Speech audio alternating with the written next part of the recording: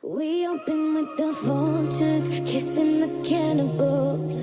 Should I get lonely when I'm the only human in the heaving heat of the animals? Bitter brown salt stinging on my tongue. I wanna wait its time.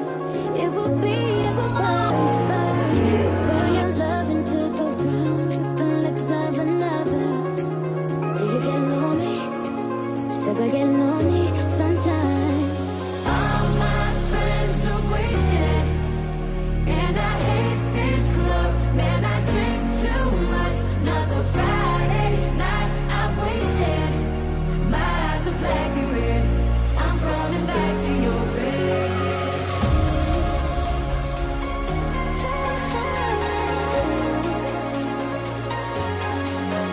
Another Friday night I've wasted. My eyes are black and red. I'm crawling back to your bed.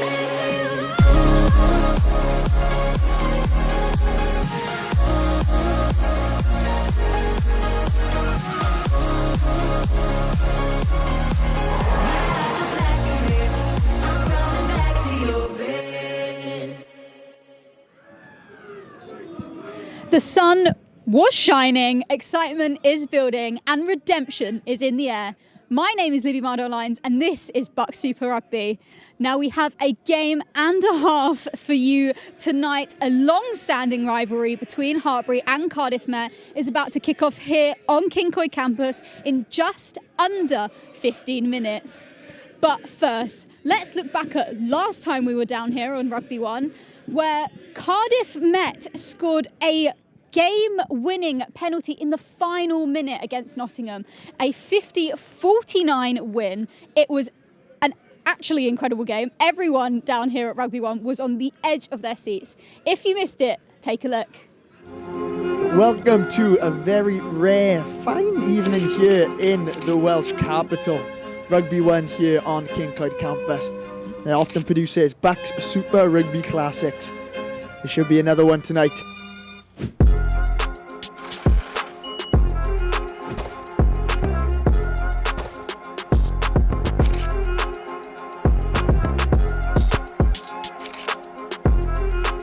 Free kick from Samberry, Theo Povey with a great offload, and over the line goes Toby Locke.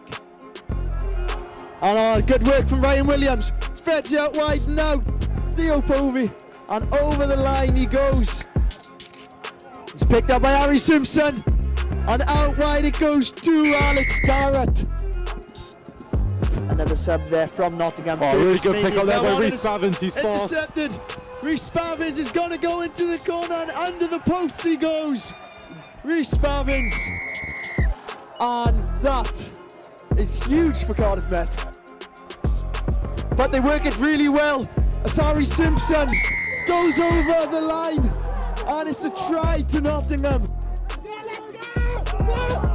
Oh, And really in it good goes. scrum there. Surely a penalty for Cardiff Met. And it's a penalty for Cardiff Met.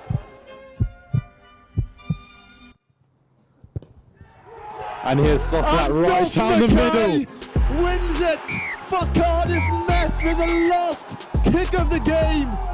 Look at what it means to the Archers. 50-49. Now that phenomenal game resulted in Cardiff Met being pushed up the table into 6th place and now sitting there ahead of tonight's game. But joining me now is someone who has both Met and Hartbury tied to his name. Isaac Marsh, it's lovely to have you. Have you been enjoying the sun today, first of all? Yeah, I have, yeah. It's been windy. I took the dogs out earlier, but yeah, it's been good. It's nice to have good weather. And obviously that 99-point game last week. Did you see it? Yeah, I was watching it on stream from home. And what did you think? What were your Yeah, thoughts on that game? Yeah, it was amazing. Very back and forth, obviously lots of tries scored. It probably reflects what BUCS Super Rugby is, or what it should be about when the weather's nice. Yes. Yeah, it was a good game. And now you did your undergraduate at Hartbury. Let's not get hit by a ball behind us. You did your undergraduate at Hartbury, your postgrad at Cardiff Met, and now you've just signed a contract for Hartbury RFC. How does it feel to be back here, by the pitch, but maybe in a different way to what you're used to. Yeah, no, it's good to be back. A little bit daunting, trying to hide from the Cardiff Met fans. I still coach here twice a week, so I coach a lot of those guys. So yeah, I've still got my foot in both camps. Yeah. But it's good to be back, good to soak up the atmosphere. I definitely miss it when I'm at home. I definitely don't miss it when I'm playing away, especially at Hartbury. It's certainly an intense atmosphere, and Hartbury fans haven't even turned up yet, so I think it's going to be a good one. But so you've played BUCS rugby, and you now play obviously Championship rugby. How did BUCS set you up for kind of that next level of rugby? Yeah, I mean, BUCS is obviously a very high standard, and it's an amazing league where there's emphasis on performance, but also there's a development piece for all younger players. So I guess it gives you a chance to develop and practice your skills in a very high performance environment, which sets you up for wherever you end up playing rugby afterwards. And do you ever miss playing, these BUCS games? Like I said, I miss the atmosphere. Yeah. I don't miss playing away from home, getting abused by the fans. Yeah. I actually don't miss playing under the lights as well. Oh, really? As a fullback. Something you probably... I only started playing fullback this season, but something I didn't appreciate was how difficult it was when the ball goes up under at the night. lights, seeing it. So I don't miss that, but I miss the atmosphere especially. And do you have a favourite memory at all, from those BUCS days? Definitely Christmas clash. So obviously, little did I know, it was like one of the last games, or I think it was my last BUCS game with Cardiff Met. But the pressure I felt, and probably we felt as a team, and then we ended up winning last play of the game. Mike Hansen got a turnover. We won by 2 points. It was a very special day, special game. I really enjoyed that one. It certainly is, and we love BUCS rugby here at Cardiff Met. Now, we did speak to Dr. Ian Gardner earlier to hear about his thoughts on the rivalry between the two teams. Ian, thank you so much for joining me down here today. Just want to get your thoughts and feelings pre-match against Hartbury. Yeah, look, Hartbury's always a huge fixture for us. I suppose outside of the Cardiff clash, they're our next biggest rivals, and I can't ever remember a Hartbury-Cardiff Met game that didn't have some real excitement or some real edge to it, so we're expecting the same tonight. And it's coming down to the last game of the season as well. On Rugby 1, last game of the season, what would a win mean for you and the squad? Yeah, look, a win is important every week, isn't it? But, I suppose we're playing for sort of that 5th, 6th, 7th sort of position, and the results will be dependent on that. But ultimately, we've just got to come out here, put a performance on, and hopefully get the result we're striving for. The boys have worked exceptionally hard all week. There's a lot of boys finishing. It's their last game on Rugby 1, which we just spoke about, and so we really want to give those lads a good send-off. And then more about the game as well. It's been a few heartbreaking performances for Cardiff Met. Always been a close game versus Hartbury. What do you think needs to happen just to get the better of Hartbury today? Yeah, well, it's interesting. The last 2 games we've played against them, we've been winning going into the last couple of minutes, and we've been on the wrong end of both results. So, tonight is about that focus, about that sort of that energy across the 80 minutes, and to make sure it's 80 minutes and not 78 or 79. And it's funny enough, it's something we haven't spoken about in the week, but we just want to sort of get that performance and get the win at the end of the league campaign. Now, Ian Gardner obviously mentioned how big this fixture is tonight. Will that put extra pressure on some of our players on the field tonight? I haven't actually seen the interview, but obviously there's pressure in terms of the league table and where both teams finish. However, I actually don't think they'll be thinking about that just because of the rivalry. Yeah. It's a big game anyway. It's a huge game. Obviously one of the biggest rivalries in BUCS. Yeah, definitely. So, yeah, it's a big game. It kind of adds to the pressure. It's a huge game, especially, I know you'll probably come on to it now, but a lot of these boys' last home game, I'm sure it'll all add to the pressure. And like you said there, it's some of their last home game. How will they be feeling, Yeah, I haven't experienced it because I wasn't sure when my last game would be. I just imagine it's very emotional. Yeah. Almost boys probably be on the verge of tears coming out of the changing room. I'm sure it'll just add to the match intensity. And it's Ian Gardner's last home game as well. How was it to be under his lead, I guess? Yeah, I didn't know that until you told me a couple of minutes ago, and I haven't seen the interview. Guards, I love working with Guards over the last 3 years. He's a very passionate, honest coach. He's had a massive influence on a lot of the big names that you've heard come through Cardiff Met, especially like that Alex Donbrandt era. Yeah. So yeah, I hope the boys can get a win for him tonight, and he definitely deserves it. And I wish him all the best in whatever he does next. Now, Isaac, thank you so much. It's been lovely to hear from you. I'm going to let you run up to the commentary box, and you'll hear Isaac later in comms. And we also managed to catch up earlier with Tim Stevenson, the Hartbury head coach, for an interview on his pre-match thoughts. So, Tim, thank you for joining us as well. How are you feeling before tonight's match against Cardiff Met? Yeah, always exciting to come down. Always a challenging atmosphere. I think both teams thrive on that, and it's always an exciting place to come. We know it's going to be a really hard fixture. Met are on the back of some really good results against Nottingham and Durham. So similar to them, we're trying to build momentum going into the playoffs, into these latter rounds, and this ultimately who can continue that momentum into playoffs next week. Yeah, and just following that, obviously the last game of the league season, what would a win down at Rugby 1 mean to you and the squad? I think from an emotional perspective, there's a few individuals in this group that are moving on. So it's their last opportunity to come down to Cardiff Met, and it's always a place that Hartbury enjoy coming for more reasons than one. And it's hopefully something they can take away with them as a memory. But the most important thing is we're looking at a performance off the back of a disappointing performance last week at Exeter to try and create some momentum going into playoffs. And then finally for yourself, this game is always a dramatic one. It's always a blockbuster every time either we come down, Cardiff Met come down, or we go to Kim's home. Just a final question for you. How are you going to keep on to winning ways after the positive record you've had against Cardiff Met? I think both teams have clear intent in the way they want to attack. For us, it's about ensuring that we win that physicality to stop momentum, but also win physicality with ball to create momentum. And I think we're going to see some really exciting rugby from both teams.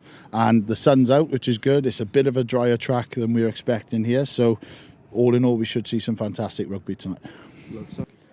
And now we've heard from both our coaches, I think the excitement is really hitting, and we're already seeing the crowds fill up, hearing the crowds behind me as well, very much so. But we're fingers crossed for a very action-packed game tonight. And that's not the only action-packed game going on across the country tonight. We have Durham versus Bath, Loughborough versus Swansea, and Cardiff versus Exeter, all kicking off at 6:30 as well. And Leeds Beckett versus Nottingham already kicked off at 6 p.m. Now, we will do our very best to keep you updated on the scores from these games and seeing where the league table ends tonight. But now, what you've all been waiting for. Is redemption on the cards for Cardiff Met tonight, or will Hartbury remain unbeaten and victorious against Met? It is certainly all to play for. But first, David Griffiths and Isaac Marsh, over to you guys in commentary. Champions will be crowned, teams will be facing the drop, but there is a lot more running on this game here on Cyncoed Road. Hartbury look to break Cardiff Met hearts as they've done so many times before, packed with pace, power and pedigree. But the Archers, they love a challenge like this. Under the lights, in front of a home crowd, but the question we all want to answer in 80 minutes' time, who will come out on top? I am David Griffiths, and joining me for the co-commentary duties for this evening is ex-Cardiff Met BSR player and current Hartbury RFC player, Isaac Marsh. Isaac, thank you very much for coming up here to joining me today. Cheers, yeah, thank you for having me on. And what we're just going to do quickly is just have a bit of a chat with you. You've worn Hartbury red, you've worn maroon and gold. This game is absolutely huge. What are you thinking of the thoughts and feelings of the game? It's going to be a big one, yeah. I just feel like it'll be tight either way. It's hard to know how many tries or how big the scoreline is going to be, just because I think the match intensity is going to be so high. But yeah, it's going to be a huge game.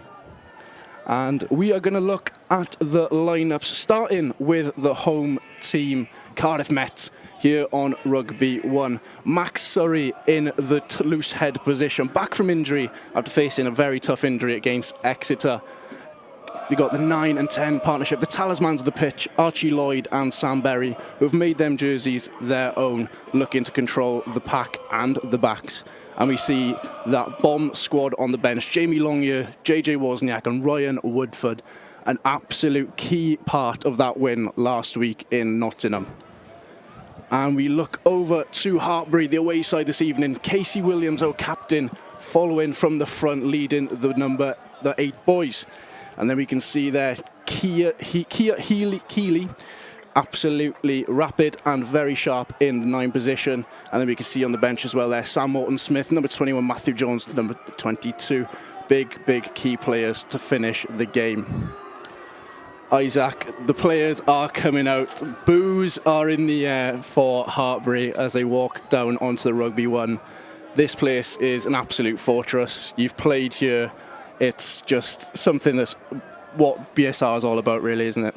Yeah. I've played for Hartbury here against Cardiff Met back in my undergraduate, and it's everyone talks about it. It's a very hostile environment. It's very tough. Definitely easier being on the Cardiff Met side.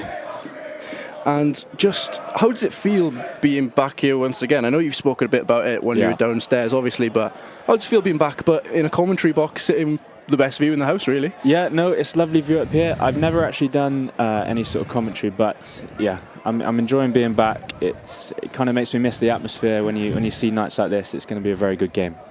And if you just take us back to Kingsholm, obviously it was the first game with Hartbury in the start of the season, and absolutely tough for anyone that's in maroon and gold. But what do you think they need to learn from that game, Cardiff Met that is, just to really get on top of Hartbury and try and get that win? To be honest, we feel, when I was with Cardiff Met, we felt like we controlled the game, and we obviously got a decent lead from what I remember, and then Hartbury kind of clawed their way back in, and then we just didn't close out the game well enough. But I mean, this Cardiff Met team have learned masses from the first half of the season, and they have closed games out. We've seen that from the last 2 weeks. So basically, to answer your question, hopefully they've learned from those kind of errors and how to close out games and manage it at the end a little bit. And it always seems this fixture comes along all the time, and it always is an absolute feast for the eyes. The points are always on the board, and it's been like that last week as well for both teams. Met having a 99-point game against Nottingham, and then Hartbury on the shorter side of a 93-point game as well. Do you think we're going to see a lot of tries again this week? Yeah, I was saying earlier, sometimes it's hard with these games because they're so intense. The defences are on top, but yeah, I think there will be a lot of tries, a lot of points, just because we're looking at 2 very good attacking teams with a lot of very good attacking players. And here we see the Archers come out onto the pitch. WWE superstars cheering in the corner, and they do their famous 3 hits on that bag to really G them up before this blockbuster game we've got in our hands. That'll get them fired up. You can just hear the crowd, the Ultras, they're all always going to be here for a massive game. When they see Hartbury on this team sheet, I think it's always one to get up for, isn't it? Yeah, I think the thing with it's probably BUCS Super Rugby in general, is the BUCS fans, whoever team you're playing against, obviously Cardiff Met's probably one of the loudest ones, there's actually only about 50 to 100 boys there, but it's louder, or because of the chants, it's louder than thousands in the crowd. Recently I've obviously played a few games. We played at Worcester, and there's thousands in the crowd, but it's just actually nothing compared to all those boys chanting. It's like an absolute cauldron down here. It is. It's unbelievable. And I think the trees down there as well just echo the voices in the crowd as well. It's unbelievable. Here we go. And we are off. Cardiff Met versus Hartbury in Cyncoed Campus on the Rugby 1 under the lights. It does not get much better than this. Hartbury have gone deep, obviously, to try and get Bears to kick out. And there's Sam Berry there with a lovely clearance kick. Both teams will be happy with that. Hartbury have executed what they wanted from the kickoff, but then obviously Cardiff Met have exited well. We'll get to see the first bit of set piece here, and hopefully a strike play. And this is always going to be a tough first line out for Casey Williams. In front of the Ultras, in front of that massive crowd. If he nails this, he'll be good for the rest of the game. Doesn't get harder than this. Great dart. Confidence is key with that one. Nice and straight there from Casey Williams. Good D, great chop. Hartbury, look at a massive tackle there.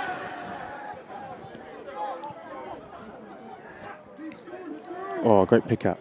You can see Hartbury driving with the ball there. You can see here already away now. Hartbury very quick with the feet, very quick with the hands, trying to get onto the wings.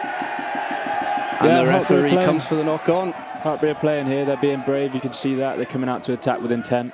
I mean, I'm sure Cardiff Met would have previewed that across the week.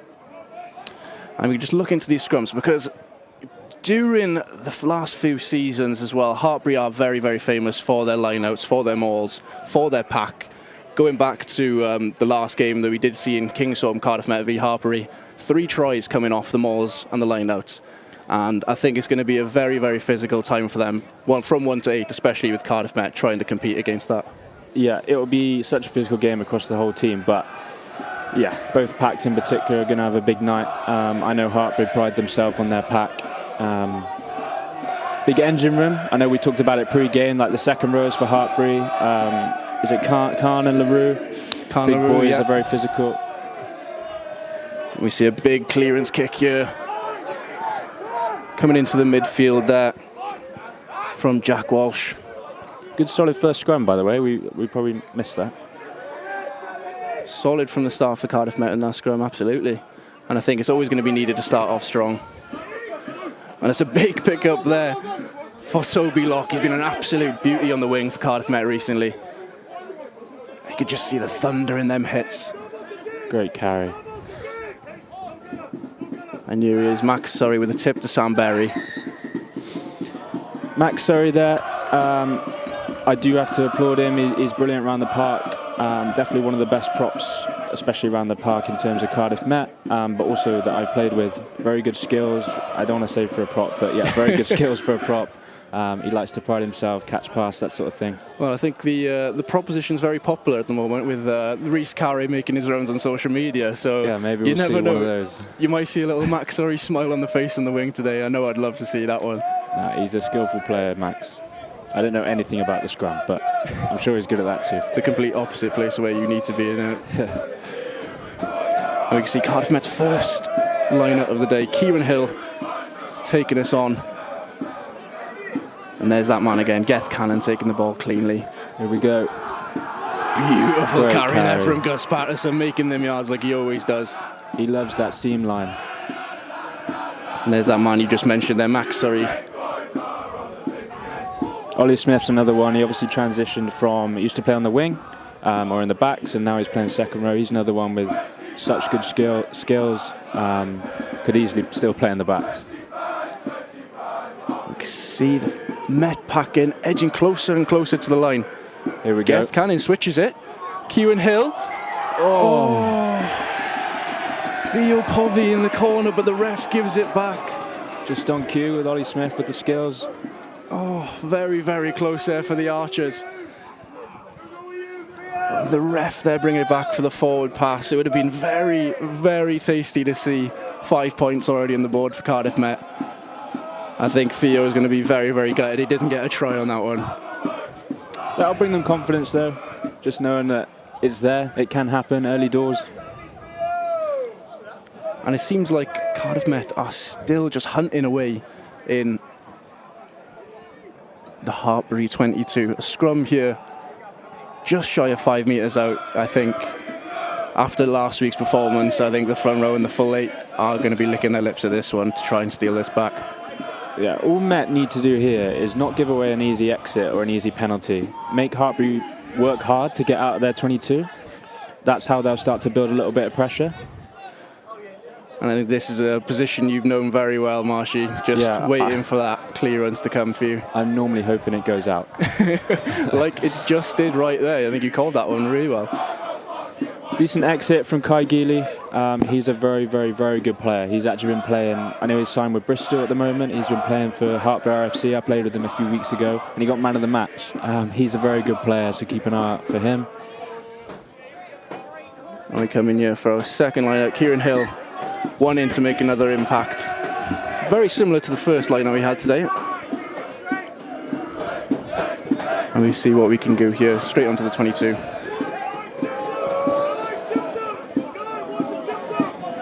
And it's a trick Gus play. Again. Oh, it was the same move again. Gus passing it in that line. And we can see a bit of argy-bargy there as well from Gus Patterson on IPJ. Both of them clashing heads there. And I think IPJ is quite lucky that Gus Patterson didn't catch that one because that was the hardest line I've seen. Yeah, hard line. It was a hard pass as well. we're coming out to a third scrum. Only 6 minutes into the game, mind, and it's our third scrum of the game. Do you think that's going to be what wins it? Is it? I think it's a bit biased from me, obviously, being a prop. I've got no idea. But I think it always starts from the scrum, and I think these scrums are going to be very, very crucial into who comes out on top today. Will that play a role in fatigue as a prop? Like if you've got some early scrums early in the game, you've had 3 already in the first 6 minutes, will you feel that fatigue later on? Oh, absolutely you will, and I think that's why having these mistakes, I think they need to null them out early, because these knock-ons and forward passes can be crucial, especially when you are tired as a prop, coming into the dying ends of the first half, or when you come on as a bench into the dying minutes of the full-time whistle. Oh, lovely spiral. Sam Berry looking to return the kick. That's nice, he's found some grass. Lovely little bounce, just touch into the try line. Yeah, that's a win for Cardiff Met, and probably that first kick battle. Nice kick from Bez there, just finding grass, and then obviously Toby Locke and the other boys making it difficult to get out with a good kick chase. I think Sonny Greenman, number 15 for Hartbury there, just shy of just a really poor clear out there from him, just giving Cardiff Met the line out pretty much on that 22-metre line.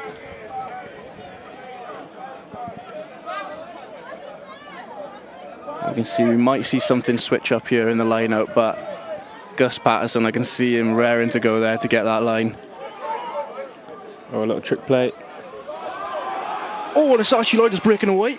Oh, almost getting close there. Lovely tackle.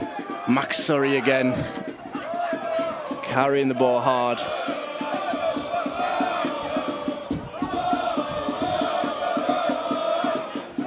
And you can see the Hartbury defence there just rushing up, trying. Sam Berry, the kick over the top. Wow. What a try. Toby Locke catches on the end of that one from Sam Berry. An absolute beauty of a try to open up with. Hartbury seemed comfortable there, but then Sam Berry, I don't know if it was him identifying the space or Toby Locke on the wing, but he's seen that space and then put an inch-perfect kick in, and obviously Toby's finished it. That's a great try.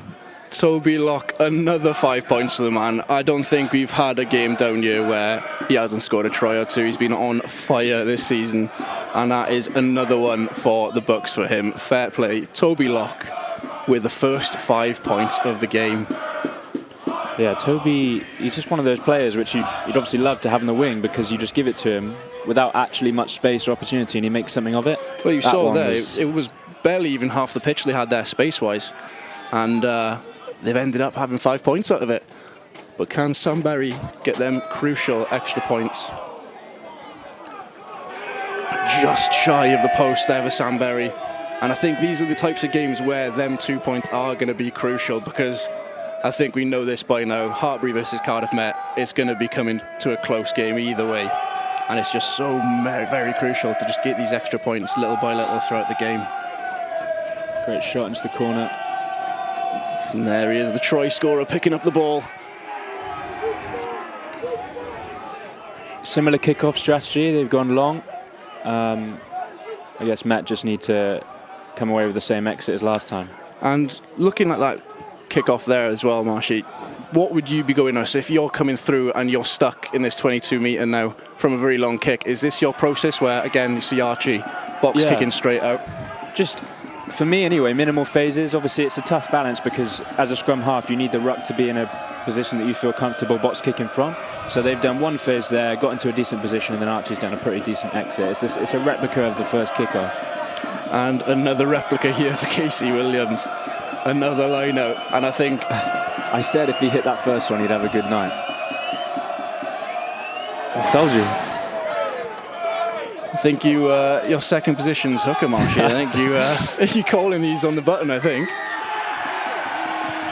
Straight over the top there, the ref says penalty to Cardiff Met to try and gain some territory and get back into Hartbury half.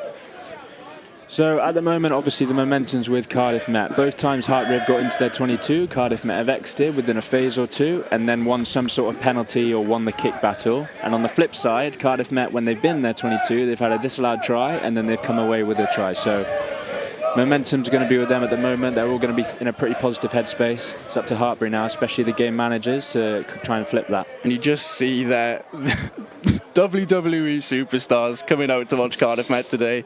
Hulk Hogan, Stone Cold Steve Austin. You got them all there, haven't you? It's unbelievable from the Cardiff Met boys. It's obvious that they leave that social to the end of the year because they've hardly got any clothes on. If they did that in December, they'd be in trouble. Great ball. And we see another big line out here from Cardiff Met. Looping wide. Oh, so unlucky. A very, very bit of slick kick move space in down the this making right. there. Great hit. So physical, you can just see there already. The hits are coming in. The carries are always going to be making meters as well. Little overlap here. Quick feet, nice. IPJ with a kick.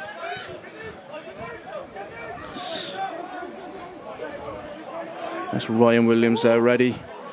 Trying to work some magic into the midfield. Yeah, he's a dangerous runner, Ryan. I've seen that all year in training and stuff. He's stepped me a couple of times. He's one of those where he doesn't really have to have any opportunity or space, and then boom, line break.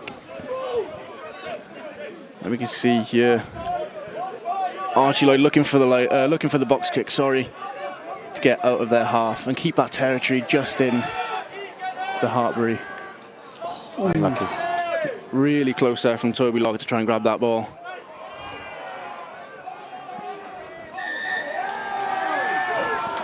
And we're coming back. I think this is the perfect time to have you on, Marshy, because we are seeing a bit of a kicking battle at the moment. Just really trying hard to get that territory. Yeah, so there's probably two types of kicking battle. There's the one from Archie Lloyd we've just seen, which is more contestable. That's going to be an important part of the game, where the 9s or 10s or whoever's kicking has to get it in a position where you can either compete for the ball, so we saw Toby try and catch it there, or you can hit man and ball and put pressure on that ruck. And then obviously the other type of kick battle is more the longer stuff. You're trying to force the opposition back and then wait for a mistake. But yeah, it is going to be a big part of today's game. We can see Casey Williams taking his first line out in the 22 of Cardiff Met, wanting to try and equalise the game with another 5-point try, but let's see what they can do.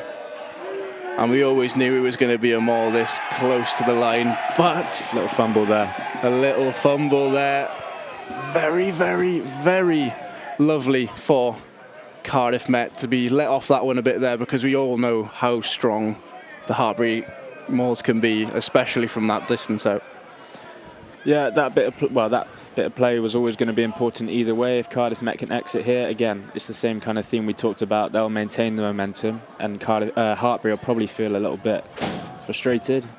And yeah, I think it's going to be very, very motivating as well for Cardiff Met. Them seeing that Hartbury are coming into their 22, are taking them entries, but coming out with absolutely nothing, and that is always going to boost your confidence. Oh, big scrum here from Hartbury. Archie Lloyd making sure he got the ball out just before the ref put the whistle to his lips. I don't have to know anything about scrums to know that was a big scrum. I see massive tackles here from the Hartbury boys. The boys in red really making it hard for Archers to get out of their 22. And Sam Berry again with a clearance kick. Probably not what he was looking for. Straight into the eye line of Jack Gilbert with a massive carry there, Jack Gilbert. That's brave from Spabs there, because he slipped a little bit and still went through with the chop. And ref says play on. It was attempt to catch. Play stands here for Hartbury hitting into the 22. And another big carry there. Ollie Allport really trying to make them yards in 22 for Hartbury. Advantage is over. IPJ comes onto the wing. And it's try time for Hartbury. Sam Alexander gets his try in the corner to equalise the game. 5-all here in Cyncoed.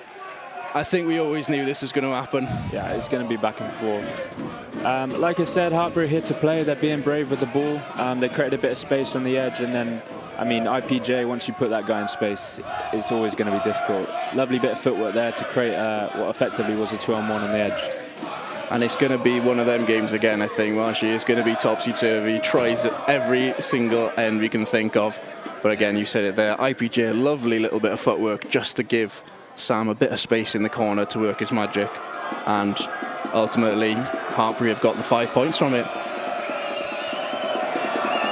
This is tough. But can Tate 40 do what Sam Berry didn't and get them extra points to put Hartbury in front?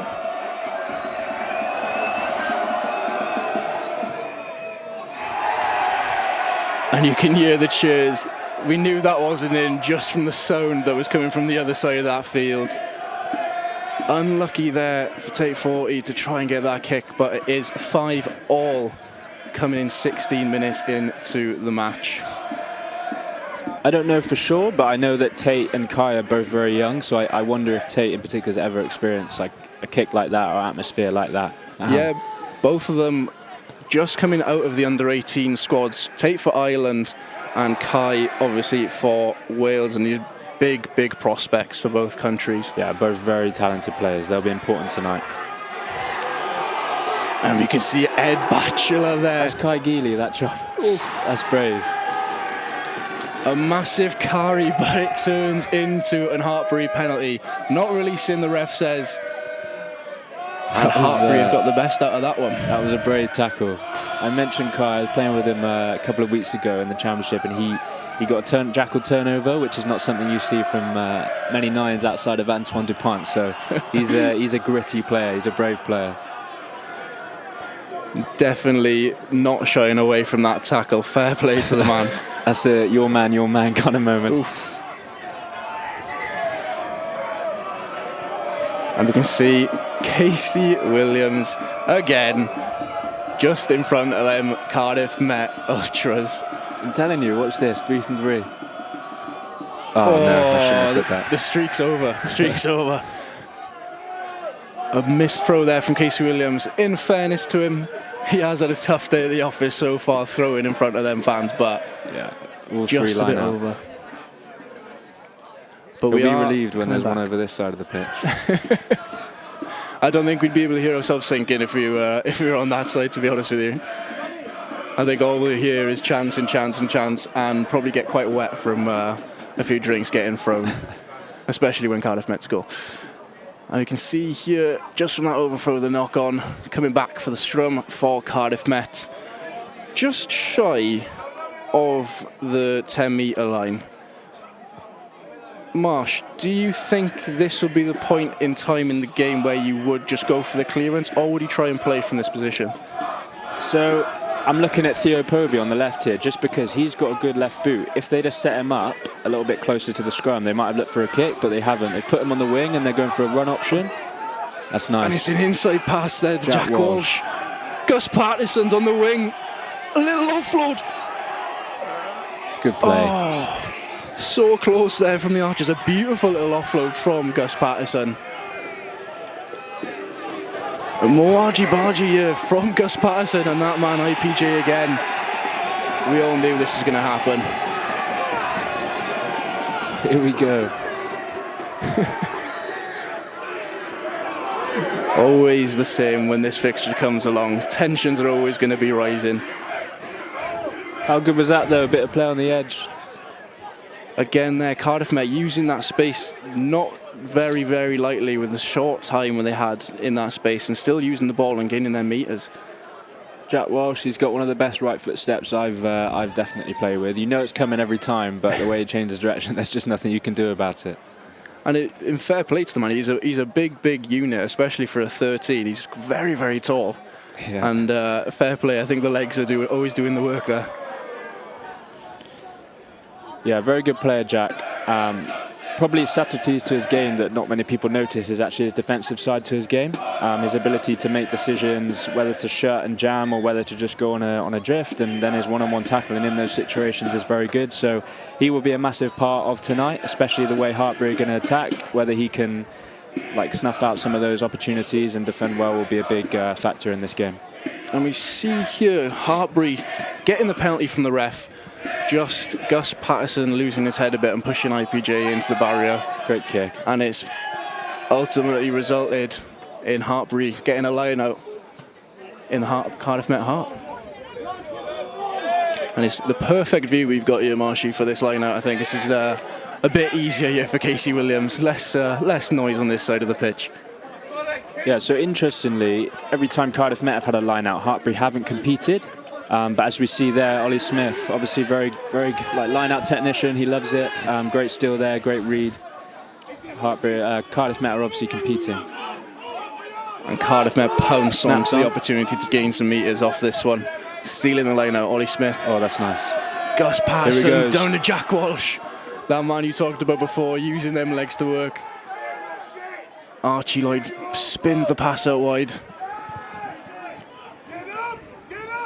Met just need to relax here now, get comfortable on the ball, build a little bit of pressure here.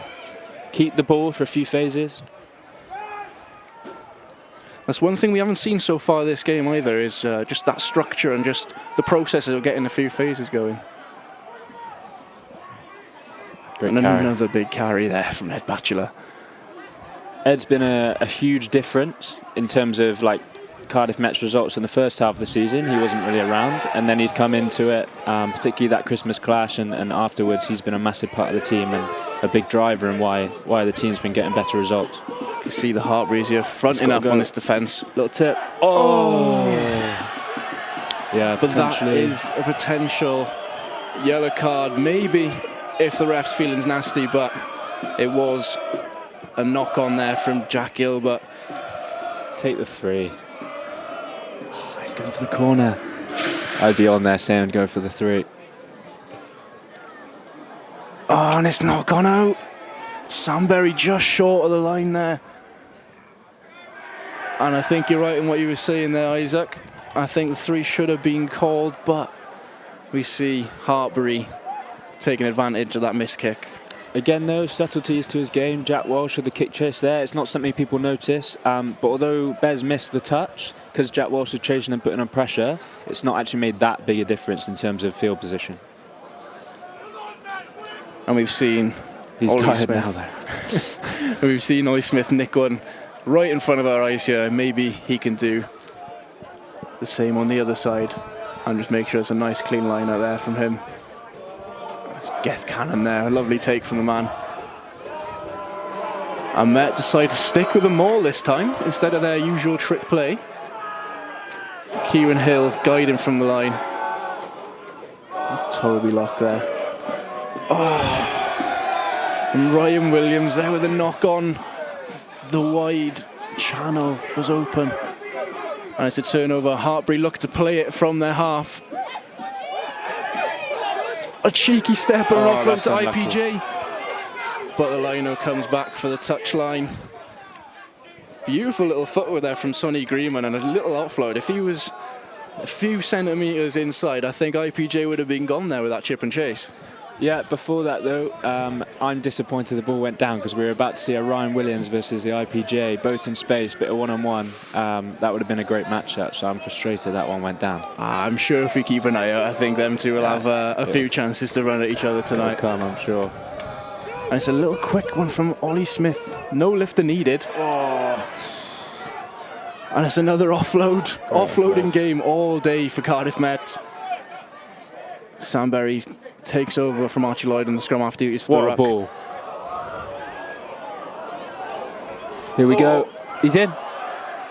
Great try. How good is that? Theo Povey, the chip and chase to himself. What a try. What an absolute beauty from the man. That is such a good piece of skill.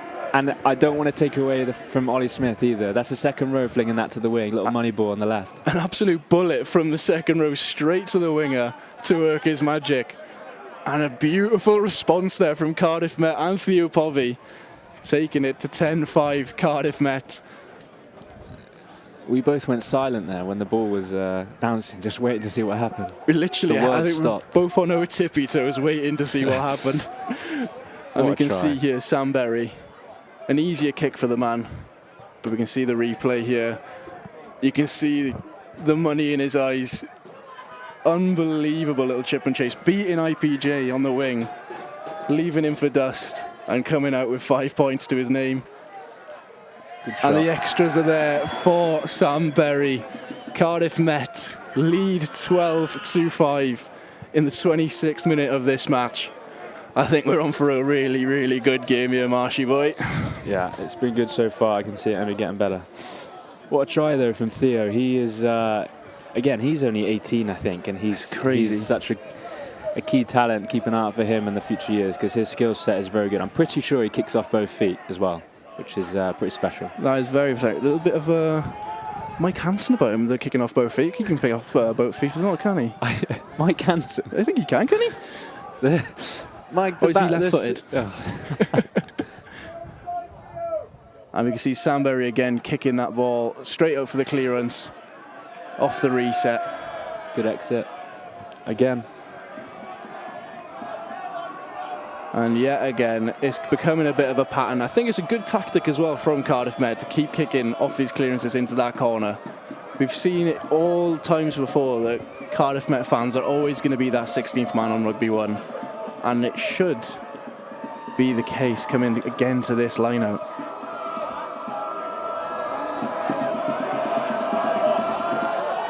But Casey Williams responds with a beauty of a line-out there. Hartbury looking to go wide. Beautiful hands there from the pack. Yeah, that's nice. Everyone's square, little tips. They're going again.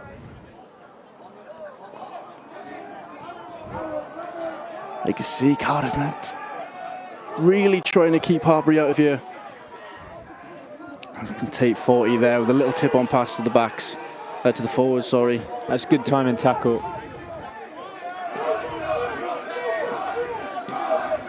There we go, Hartbury hit lead here, he'll stay square. Little pull, great defence. Well read from Gus Patterson there on that little pop pass. But Hartbury keep on going. And another big tackle there from Jack Walsh. Sending the Red Boys back. He's having a great game. That's a big carry there from that man, Liam LaRue, an absolute monster on the pitch. And it looks like it's a turnover. And Cardiff Met come away with the ball in their half. And Cian Hill takes the duties of just carrying up, just to give them time to get set up after that quick turnover there. He's a first year as well. Both teams have got a good crop of first years coming through. A lot of very talented 18-year-olds. There we go again with a kick pass. Sam Berry there with another cross kick. Nice. Oh, Theo Povey. Beautiful little catch, but it seems like he just lost it in the tackle there. The referee's trying to make up the decision. I did feel like that Theo Povey wasn't the one that actually put the ball forward there.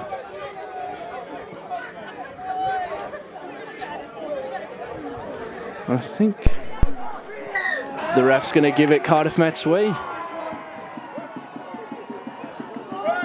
There was a bit of afters there. Gus Patterson still saying about that face push that we did see on Theo Povey, but the ref shakes his head. A penalty for the push? I think it was just on the side of just tackle in the air because he did jump up and was disrupted as he took the ball on. And again, a missed kick there from Sam Berry. You can hear him get a lot of stick from the Hartbury fans down here. And again, you said it earlier when we were on the other side of the pitch, Isaac. Another missed kick there from Sam, but again, the pressure there, not giving Hartbury the chance to get some territory off the 22. Great line out again. Ollie Smith is running that well. Massive carries here. There's a lot of intention. Shiloh's gone quick. Beautiful feet. Oh, and he could have got the offload off. He gets the offload off. Rhys Spavins. Lovely support from the flanker. Great try. Opportunist try. Cardiff Met look to do a short side play, so 1-1 play. They'll hit the middle and then come back. But Hartbury are very well set, obviously expecting it, but they forgot Archie Lloyd. He goes through the middle. And we just mentioned it there, waiting for Archie Lloyd to hit that pass to Gus. And he didn't need Gus in the end because he had a massive Rhys Spavins on his shoulder. And I think there was a big smile on Archie Lloyd's face when he saw him coming to the support. Another try for Cardiff Met. Really, really important kick for Sunbury here to get them extras, because I think it is a matter of when, not if, that Hartbury will respond.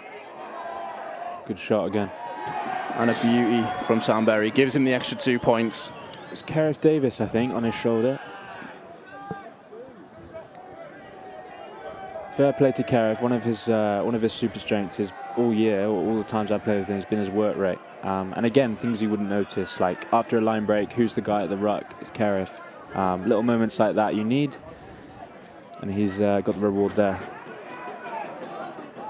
And we see a slightly short kick from the restart there from Hartbury. Just coming onto the line of the 22-metre.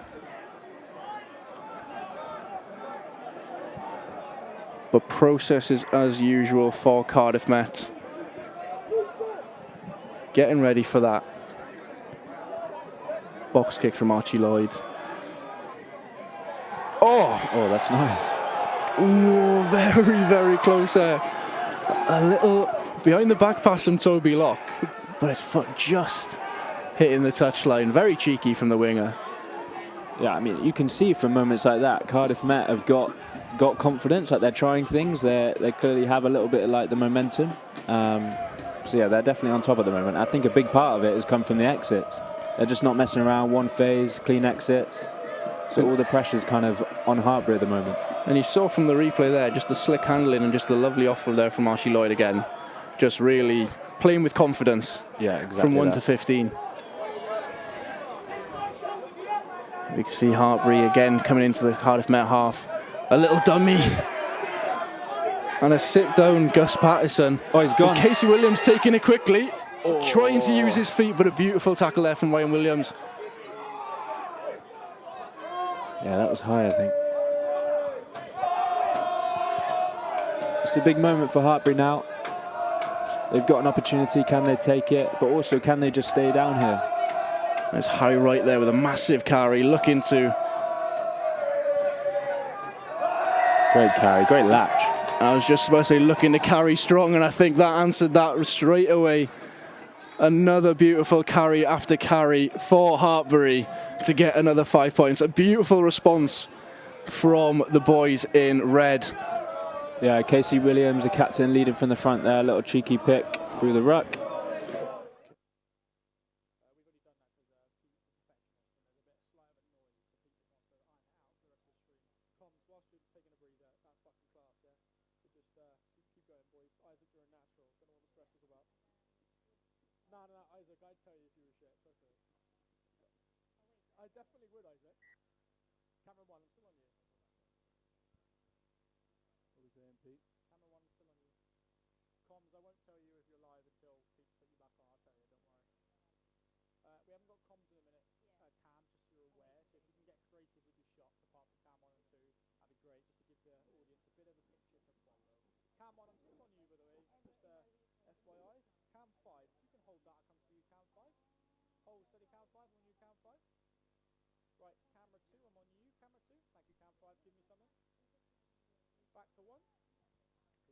Obviously, you're the expert eye in this. And we are back live. Sorry about that, folks. Just a bit of time, technical difficulties. You know how it is, but we are back. I think that's a big moment in the game. Obviously, Hartbury scoring, kind of out of nowhere. Just as I was saying, picked through the ruck, and now they've clawed their way back in a little bit. Only 5 points in it. 5 points, 7 points. That's my maths. And it's always going to be that type of game. This game will never, ever disappoint in being a blockbuster. We've said it before. I think we can say it a million times and it'll still be the same. This game, you will never, ever be able to predict what could happen in these types of games. No. My score prediction was 33-31 to Met, being the home side. So, I don't know. Maybe they've scored too many points already for that. Interesting setup here from a bats perspective. It's just a case of whether they'll hit up near the scrum with the 8 or potentially with the 12 and then look to exit off that, or they could shift to 13 or 15 and look to exploit this space down the down in the opposition half. We have just shy of 5 minutes left on the clock, so you never know what could happen with the Hartbury set up in the backs, as you just said. But a big scrum here will be the first thing that they need. Nice and solid there from the front three. Yeah, good scrum from both sides. Here we go, they've looked to play. They're looking to play. So it's just whether they'll kick on the edge or not. A long pass down there to IPJ, trying to use his feet. Great defence, Jack Walsh again. Gets caught in a Jack Walsh and Theo Povey sandwich there. Another big carry there from Ollie Allport. He's had massive carries all game. Great pull. That's beautiful play there from the Hartbury side. That but that does not matter. That's a good defensive set from Cardiff Met. And then to get a turnover at the end is good. Unbelievable there. Kieran Hill, I think that was, with that turnover. Brilliant work from the number 2. And we see again, Cardiff Met with the territory just shy of that Hartbury 22-metre line. And we're coming close to half-time as well. And I think Hartbury are going to want to try and keep the score in from the Cardiff Met side to a minimum. But the way they're playing with that much confidence, I think it'll be a tough ask for the boys in red. We see again here Cardiff Met opting out for that maul. And they keep going. Slowly chugging into that 22 area. They've put their backs in as well.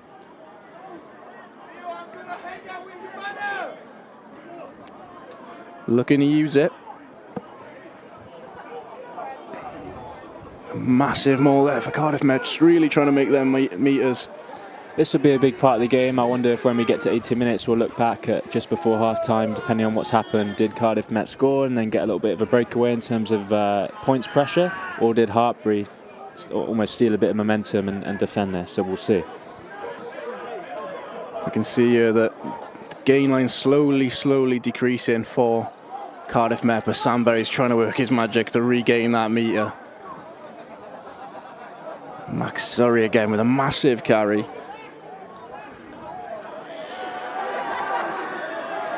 Take the 3. Just takes, ref says, second man playing the ball there for Hartbury. And you think you've said it already, Marshy, but yeah, you take the 3 in this situation. They're going to go for the corner anyway. No, I don't think they want to listen to you. I think they want more than 3 points. They'll know more than me in terms of what's working. I'm only looking at it from the touchline, but people like Ollie Smith will know if they've got the advantage at the line out in terms of the maul. We've just seen them hit a very good maul, so I'm sure they'll make me look pretty stupid here and score. I just always think in terms of scoreboard pressure, I generally would prefer going for the 3 just because it keeps chipping away at the scoreboard. Well, we've seen so many times in this fixture before, it is always down, like it was last time, to that 3 points. Backs are going in. But everyone is going into this maul. Down to Cardiff Met. The meters are reducing closer to that try line. This is huge. And it's try time again for Cardiff Met. That's a big moment. That's a big moment. A full 15 maul almost from the Cardiff Met side. And they get an extra 5 points when the clock goes red here on Rugby 1. 24-12 coming into half-time. The pack can take credit for that. But could it be 26-12? I think all the backs are going to be saying how good they are in the mauls after that one now. Unbelievable. And it's going to be very, very tough to try and find out who actually scored that try, because it could literally have been anyone.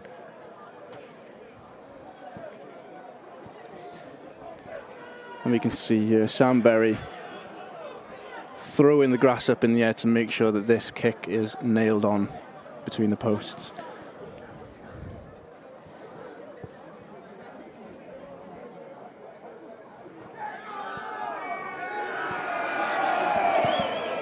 And Sam Berry gets the extra 2 points as the ref blows his whistle for half time. 26-12 to Cardiff Met here on Rugby 1. Marshy, it's been a very, very eventful half. We've got to say, we've seen cross-field kicks, we've seen almost a full team scrum maul, and we've just seen some pure brilliance on the wings from the likes of Theo Povey and Jack Walsh and your man as well,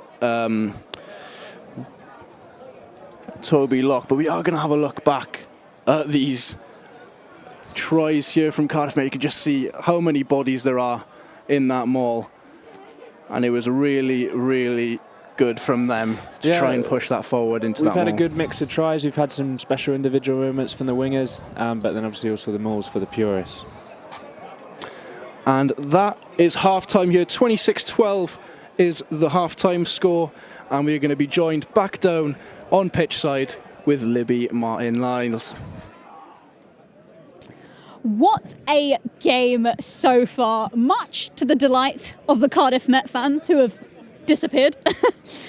And honestly, much to the misery of the Hartbury fans at the moment, but it is all still to play for. Tensions are definitely very high, both on and off the pitch, but it's been a very exciting one, and I cannot wait to see what the second half brings. But firstly, we cannot ignore our other half of the BUCS Super Rugby, our incredible women's team. It has been truly inspiring to see the continued growth of support for our women's sports across our universities. And International Women's Day last Sunday was an incredible day to celebrate just what our women in sport have to offer. I'm in love with being a woman. I am emotional, I cry at the littlest of things. I wear stuff that makes me feel pretty, dresses, heels, skirts and rings. I like a bouquet of flowers, smelling them as I go by.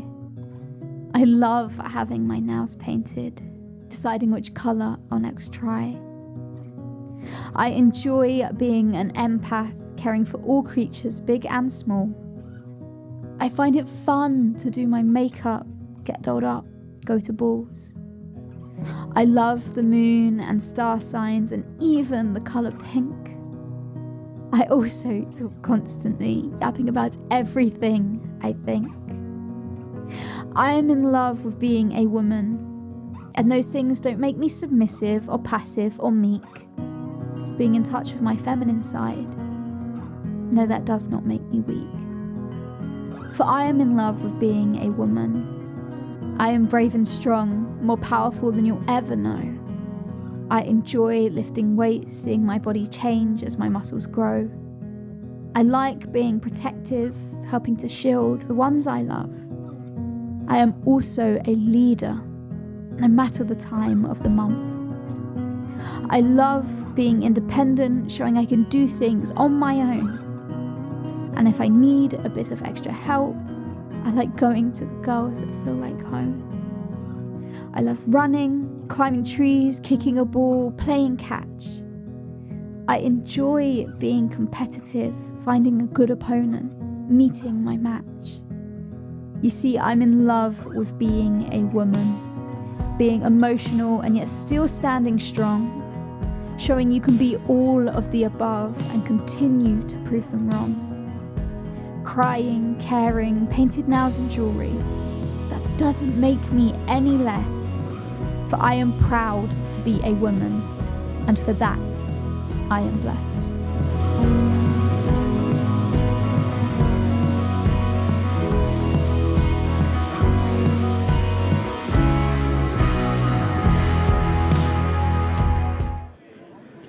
And I am joined now with someone who featured in that lovely Women's Day VT herself, Elizabeth Cook, or more funnily known as Cookie. Now, Cookie, you are a member of our women's rugby team. You yourself are in that VT. What does it mean to you to be a woman? I think just in general, like femininity, I mean, it can be perceived as pink bows and all of that, which I think is a great thing. But I also think being strong is a part of femininity. I think being confident, that's the biggest part. Like, yeah. Just being a woman, being proud of that. Oh, 100%. Because it is difficult, but at the same time, we push through, and I think we are just as strong, capable, and everything as anybody else. And how does it feel to be on, a women's team? Is there a good sense of, community and support from all of your team? Yeah, it's definitely like a sisterhood kind of thing. I rely on my teammates a lot. They're pretty much my family. I love being able to build other people up, as well as knowing that they'll always back me and support me, especially in like a contact sport. We all build and push each other to be stronger, faster, more physical. Yeah.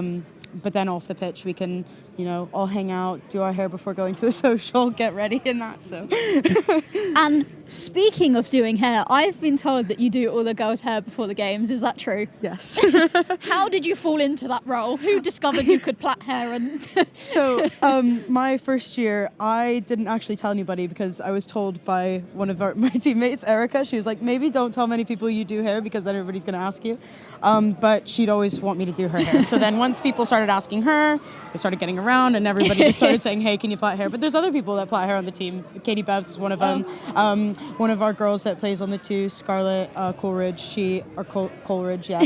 She also plaits hair, which is really nice because now it like spreads it out. Yeah. I don't know.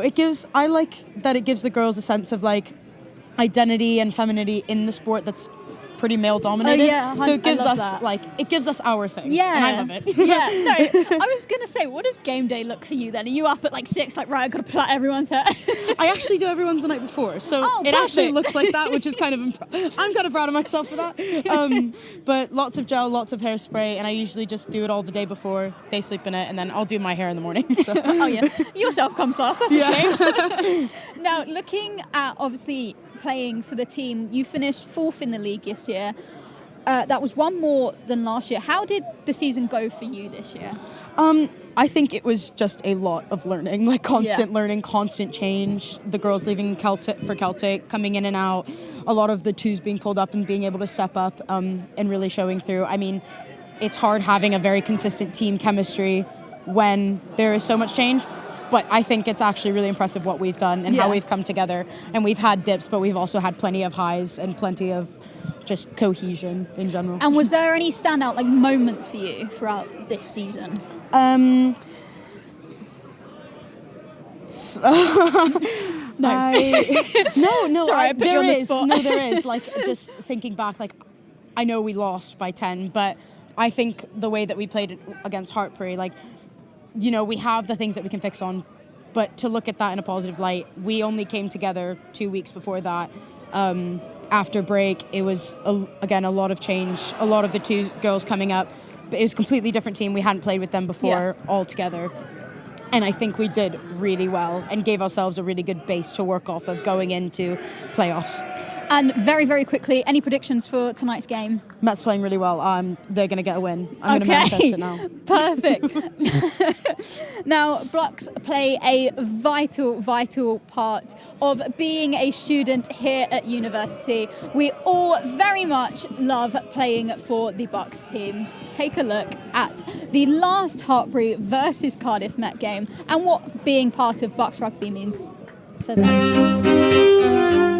Tonight, Cyncoed Campus is the setting for one of BUCS Super Rugby's fiercest rivalries.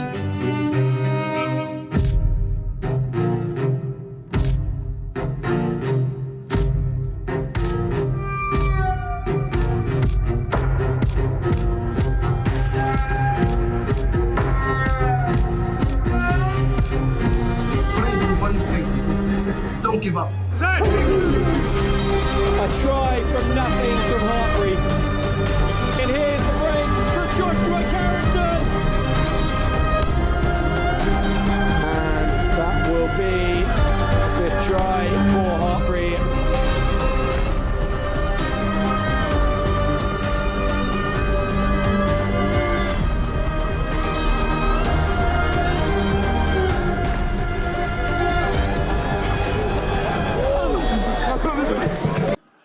A very, very very intense game between the two teams, and I am very much looking forward to what happens next. But first, I am joined with Etienne Turpin, who is our BUCS correspondent, to talk us through the other games so far. So, Etienne, what are our current scores from across the country? Well, there's a big game going on between Bath and Durham at the moment. Bath currently leads the table. They're 3 points clear of Loughborough. They're winning 14-0 against Durham away as well. So it's been a bit of an even game so far. They've got their 2 tries from, one of their tries came from a counter-attack. So at the moment, it looks like they're going to claim that top place. Loughborough as well, they're involved in quite an exciting game at the moment against Swansea. It's 28-19 at half-time, so there's been plenty of tries there. So they've still got their sights on the first place, but results in the Exeter game means that they're currently top. And just taking you back to that Durham game, obviously it's 14-0, you said at the moment. Is there any chance that Durham can bring it back in that second half? How are they looking so far? Durham have looked good. They've just spilled the ball a few times during the half. At the moment, the 2 tries came from counter-attacks. So Bath are dominating, and as it stands, they are claiming that top spot. Obviously, both teams will host home playoff games, but it's the league title that they're looking for before the Melk Championship. And how are we looking on those other games that we've got going on? That's the Leeds-Nottingham game? Yeah, so in the Leeds-Nottingham game, obviously Nottingham are looking for a home quarter-final. They currently lead 14 points to 5, so results in the Exeter game. They're still Exeter dominating Cardiff, so it looks like they're also going to get a top place. What was the score on that Cardiff-Exeter game? So currently Cardiff are also scoreless at home. They're losing 21-0. Oh dear. So a few away teams are winning today. Yeah. Oh really? Wow. Yeah. So it looks like at the moment Cardiff Met are one of the few home teams to be getting a win at the moment. Yes, definitely. Now, the table moves every year. BUCS is really anyone's game, and talking about anyone's game, Six Nations. Yeah. We cannot talk about rugby and ignore the Six Nations. Now, just talking us through that quickly this year, England and Wales are currently sitting 5th and 6th. What are your thoughts on that? Well, England came into the Six Nations on an 11-match winning streak, so everyone was talking about them potentially having a Grand Slam decider against France this weekend. They comfortably won their first game against Wales in round 1, but then they lost quite convincingly against Ireland, Scotland as well. So it's questionable now. They'll look to end on a high against France, but France are looking to seal the title for a second year in a row. So what we're saying is it's kind of a terrible time to be a Wales or England fan. Wales have shown quite a few promises in the recent weeks. They lost quite convincingly against France at home, which I was there at the game. But they've shown glimpses of what they can do against Scotland and Ireland as well recently. So they'll be going to Italy knowing that they'll be facing Italy at home. Italy will be on a high after beating England for the first time ever. But Wales will be looking to end on a high after 2 promising performances. Yeah, hopefully we'll keep our fingers crossed for Wales this weekend. Now, obviously, this weekend is Super Saturday. What a week for sport. We've had Cheltenham Festival, we've had the BUCS Super Rugby League final games, and now Super Saturday. We've got, let me read through it, Ireland versus Scotland at 2:10, Wales versus Italy at 5:20, and then France versus England at 8:10. That's going to be an insane day for any of those rugby fans out there. What are your predictions for those games, first of all? Well, the first game is quite a big game. Scotland and Ireland are both going for the title. Ireland still have a chance, but they're obviously 2 points behind both Scotland and France, so it'll be difficult for them. But Scotland will be vying their first title since 1999. I think Ireland might have it just at home. They showed how good they were against England, so I think Ireland will nick it. In the Wales game, Italy look really comfortable at the moment. Yeah. They got some great players, Menoncello and Brex in their centres. So they'll look to, win in Wales would be the 3rd win in a row against Welsh. That one's hard to call, but given it in Cardiff, what Wales have shown recently, I think it'd be a really tight game, and maybe Wales can nick that one. Well, we very much look forward to seeing that. Hopefully, we will see you later for the full-time scores for the BUCS games as well. But thank you for checking on Six Nations and BUCS games, Etienne. But before the boys come back out for this second half, we're going to throw you back up to commentary and get ourselves off the pitch so we don't end up involved in this BUCS game. Daff and Isaac, over to you. Thank you so much, Libby. It's another cold day coming down onto Rugby 1, coming into this second half. The wind is starting to pick up, and I think there's a lot of very, very cold WWE superstars on the other side of that pitch after their match. But we are looking at the highlights of the first half here and just seeing how Cardiff Met got on top. Yeah, that was the disallowed try, I think. That was the disallowed try there from Theo Povey, really wanting to make an impact. How good was this? And then you just see that crossfield kick from Sam Berry. It's tough, that kick, because obviously you have to put a certain amount of airtime for it to be catchable, but put too much airtime on and then the defence can have time to compete or tackle him. So it's a perfect kick from Sam Berry and a great finish from Toby. Absolutely on the money. We see here Hartbury's first try. That was the feat. IPJ really, really making an effort there to create the space. Yeah, how good was this? In and out, boom, boom. Creates the 2v1 and then a great finish on the edge. So quick. And physical finish. Very physical from Sam Alexander there. This was it. This is the moment so far. Like, yeah. Good ball drop, good execution of the kick, but yeah, lucky bounce, but he won't care about that. That was the bit where we were completely silent and we just really wanted to see what would happen, and yeah, an unbelievable finish. And here is Archie Lloyd's magic as well, just a little offload. Yeah, that's what I was talking about, Cardiff Davis, just work rate. Like nothing more to it, just work rate. Always there, always ready for whatever it was, a breakdown or the offload, and he gets his reward. Just always hunting, and it's always important as well from them forwards just to keep working off the ball. And that's what happens if you keep working, you end up getting some points from it. Yeah, this was just grunt work from Hartbury, strong carry, strong latch, and then just muscled over. A very, very bog standard little forward up the jumper try there. You can just see, you can see Hartbury are making these gain lines with the pack. Obviously we know they're a strong pack, but we just haven't seen that much more of them today. Yeah, they just need to keep the ball more and go for a little bit more phases to actually get those opportunities to put their stamp on the game. This was the last try. This was the drive and more, which I don't know anything about, but the backs joined it, obviously. And you can see there, just absolute brute force and just pure grit from everyone there in Cardiff Met, and it was really, really crucial for them to get them points at half time. That was a big moment. And we can see we are waiting. And we can see, just there, we can see the conversion as well that got Cardiff Met to 26-12 on the half-time red on the whistle. And we are back for the second half of this. Do you want to do that? Okay, let's see what the second half brings for us. Sam Berry starts us off. The second half underway. And we can see a slight change there. We see Lewis Golding coming onto the pitch for the evening. Must have gone on at half time. Does he come on at second row and the back row? Look, he might have come on for... Yeah, maybe LaRue. A slip up there from Ed Batchley, shaking his head there, disappointed with himself. That's tough. I do it every single week. You just have to move on.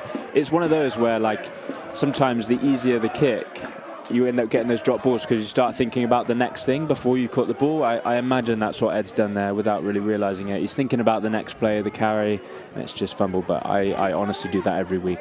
Just move on, next job. He's still shaking his head off that scrum, but hopefully he's in his happy place now. He's back in the scrum. He's not catching any more high balls down here. It is tough because in his head it will be a lot bigger than it is for everyone else. I know we're talking about now, but no one else in the crowd's really thinking about that. So he just needs to move on, next job. And a very, very solid scrum from both teams there again. Scrum. Yeah, I've really seen this. grunting up. And it's a little play there. Good defence. Tate 40 with a little pass, 1-2 to himself. Not much ground being made here off that scrum though, looking pretty much in line from where the scrum was taken.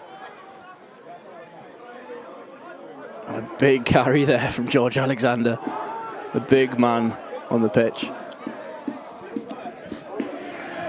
This is fine from both sides because, yes, Hartbury aren't making much ground, but they just needed to come out in the second half and get comfortable on the ball again, put through some phases, but then equally from Cardiff Met, they've had another good defensive set.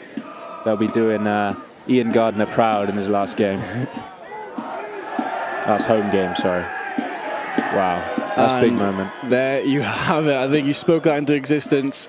I think that will be making Ian Gardner proud. Brilliant grit there. Ollie Smith, a man we've been mentioning quite a lot recently this game with the turnover, and ultimately Sam Berry is going to want to make sure that this kick he's had a couple not quite hit touch.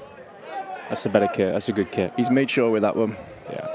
That was pretty big psychologically for Cardiff Met, I can imagine, just because Hartbury have come out and then gone for an attack, and then they've had a good defensive set. There we go, guards on screen.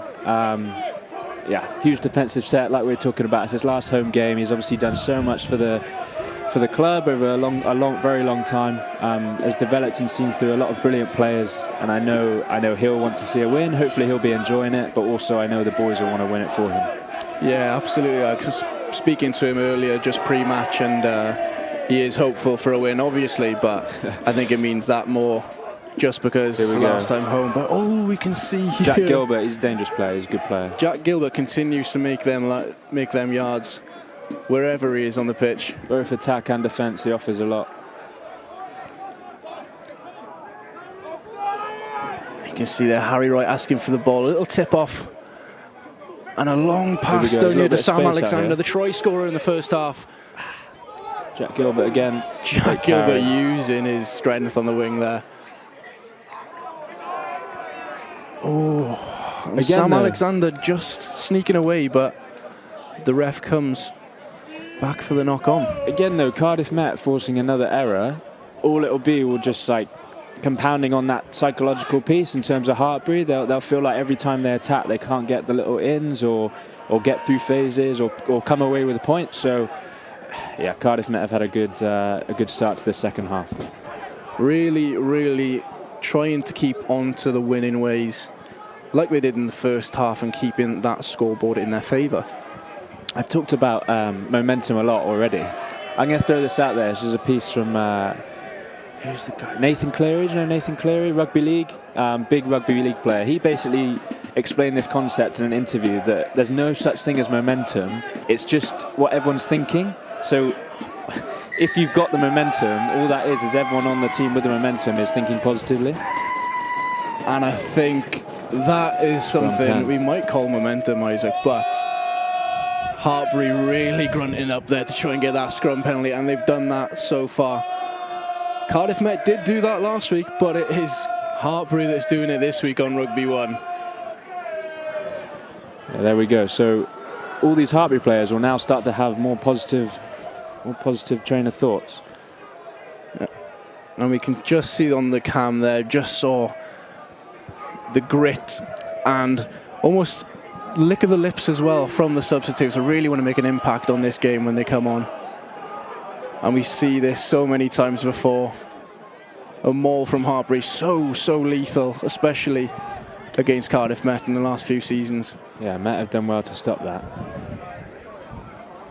This is it. It's a big moment in the game because can Met yet again stop them from picking up points, or can Hartbury pick up, close the gap in terms of the points? Marinch is away here from the try line. Hartbury looking to really try scored. Looking to really make the impact there and get over the line, and they have done so. Carnrich is far there with the 5 points for Hartbury. A beautiful response. After a very strong start to the half from Cardiff Met, we see Hartbury redeem themselves and really answer back with a 5-pointer there. Yeah, that was a big moment. Like I said, basically everything I talked about in terms of Cardiff Met starting well and frustrating Hartbury's attack and momentum has just been completely flipped on its head. So, big moment. This exit will be now important for Hartbury. Can they just get a clean exit, much like Cardiff Met have done?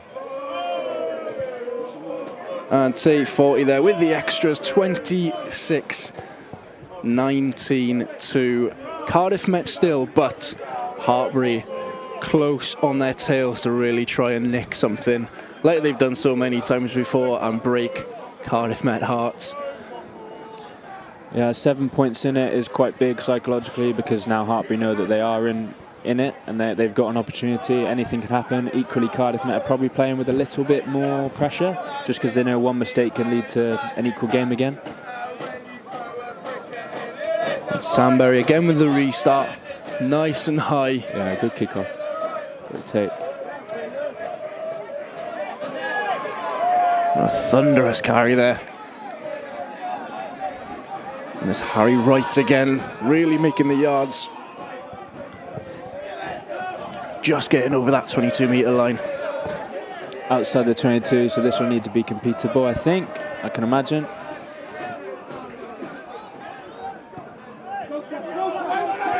Yeah, great kick. Good take. Lovely take there from Wyatt Williams. And Alex Wakefield, first carry of the game. For the second half, rather, for him. Can you feel the energy change a little bit from Hartbury? There's something there, and I think this is what Hartbury love, just having the momentum switch. And it's a beauty there. In terms of game management, that is perfect from Sandberry, because as we were literally talking about it, Hartbury have picked up a bit of energy, a bit of defensive pressure, and then Sandberry's gone, no, we're going to go to the air, put pressure on with a kick chase, and then that's exactly what's happened. And that was Jack Walsh. Is it Jack Walsh there, just knocking IPJ's foot into touch there? I didn't actually see who did that kick chase.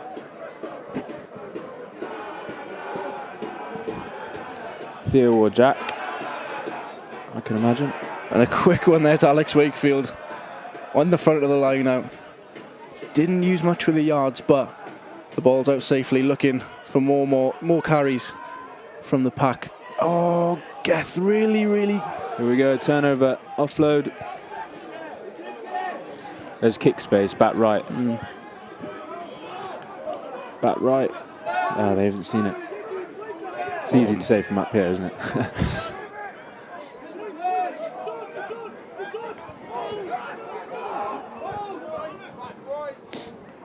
We can see Hartbury trying to get it wide, but it was a slip up there. IPJ trying to recover, but the pressure from Cardiff Met is just too good. Great work. That was Theo Povey. Just wrapping up his opposite man and putting him into touch. And I think it's the second time now in 2 minutes where IPJ's been put in that corner again. Cardiff Met really putting that pressure on. One thing we probably haven't talked about, you can see the flag, can you see the assistant holding his flag, is the wind? Yes. So I know it's died down exactly as I started talking about it, but the wind will play a big part in terms of how you kick and where you can kick. So it looks like the wind's going with Cardiff Met, which means Hartbury will struggle to exit generally across this second half. Oh, and you can see a little offload there from Rhys Spavins off that line out, but it's the knock-on advantage there. And Hartbury return the ball in their own 22. And the same process we've seen all game in the 22 area. Box kick there from Kai Geely. As I was saying, it doesn't look like a massive exit, but what people don't realise when they're watching from the stand up here in the gantry like us, or especially at home, is how much the conditions can have an effect on the game. I definitely know that from full-back. The ball goes up in the air, everyone thinks, oh, why has he dropped it? But it's actually moved 3 times by the time it's got to me. And we saw as well, Cardiff Met obviously are playing with the wind this half.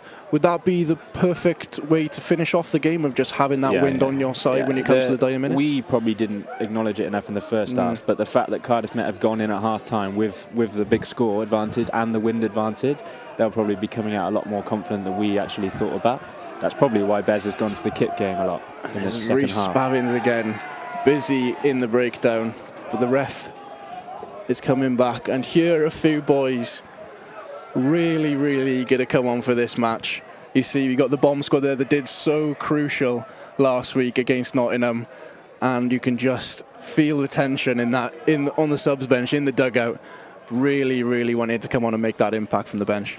Yeah, the bench will play a big part of it from both sides. I know Hartbury have made one change, it looks like, already. It's quite interesting to see the timing of the changes, like when will both teams do that?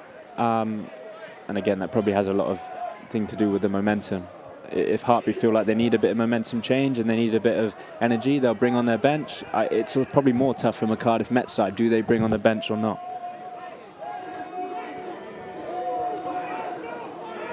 You see it's a very, very tight battle in the scrums at the moment. Nothing budging from each side. Could have given that 2v1. Big carry there from Ollie Allport off the edge of that scrum. That's nice. Beautiful little play. Oh, Gus Patterson with the interception there. Beautiful steal from the inside centre. Kieran Hill there just picking off that ruck, trying to make them yards. And the ref is giving the penalty the other way. A beautiful steal there from Gus Patterson. You really thought something would come off that little steal, but it's a very topsy-turvy little play. Great kick. A lot of meters made there from Tate 40 there to make sure that kick just goes into the 22 there. Yeah, it comes and goes, this win, which sometimes makes it even more difficult because you don't know quite what you've got. One play you can't kick because the wind's so strong, and the next, so it plays a big part in terms of your decision making. Especially as a 9 and 10. Little inside ball, trick play. Oh, beautiful little inside ball. Both teams are offloading well tonight. And then we see the try scorer there. He's in. Khan Richards far. Surely he hasn't got a double. Surely not. So close. Beautiful skills there from the second row. Absolutely beautiful, but it just doesn't seem enough.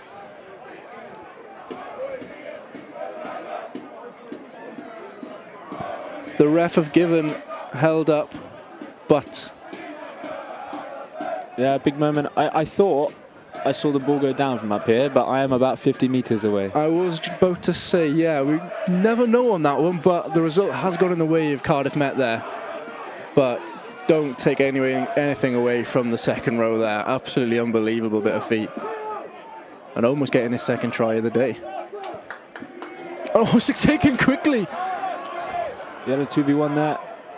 Just keep the ball, that's all they need to do. Oh, it's Casey Williams there with the drop ball. Shouldn't have said anything. Commentator's curse is what we call that, isn't it?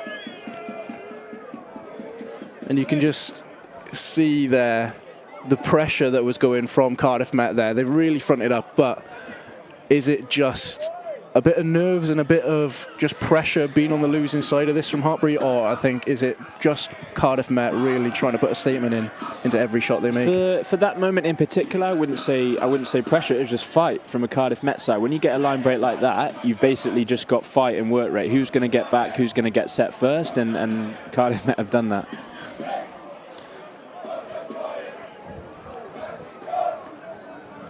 We can just see I there. see that down. That does look down from our eyes, and maybe it is the case that Con Richards-Farr does have his second try of the evening, but no one can argue against the ref. No one can say otherwise to him. He is the man with the rules on the pitch, and he has decided otherwise. No, that's what makes sport exciting. That's why we love it. You never know what's going to happen, and it creates controversy. I'm sure lots of Hartbury fans will be watching that back thinking, that's a try. I think there'll be a lot of petitions from Hartbury about getting TMO into BUCS Super Rugby after that one.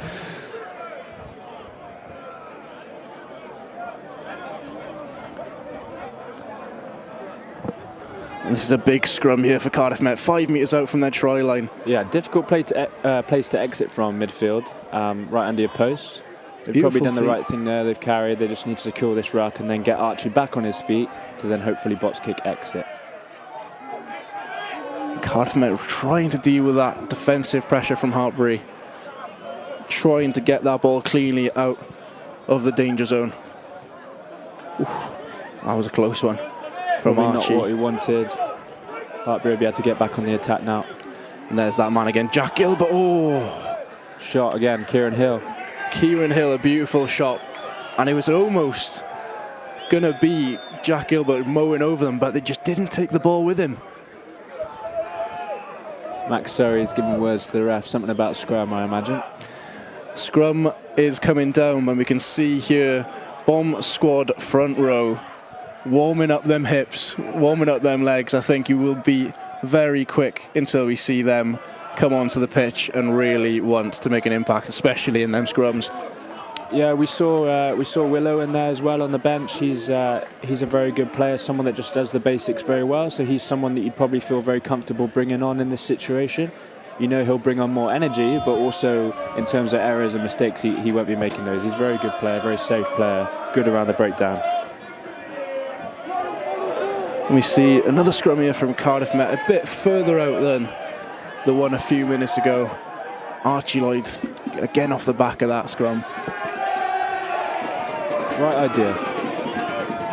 Right idea, but wrong execution there from Ryan Williams. Just needed to get a bit more distance and try and hug the try line instead of kicking it straight out like he did. Yeah, right idea. They've gone to the right side in terms of the scrum and the spaces there to kick. Probably could have just gone along the floor. It's probably just a safer option. With a kick like that, you have to nail it. We can see the blonde hair and the introduction of number 21 as well. Sam Horton-Smith has joined us on the field as well. It's a little interception. Carl Harris, I think, who's come on. What number is he? 21. 21. You can see Max Surrey again there. Oh, he loses the ball into the ruck.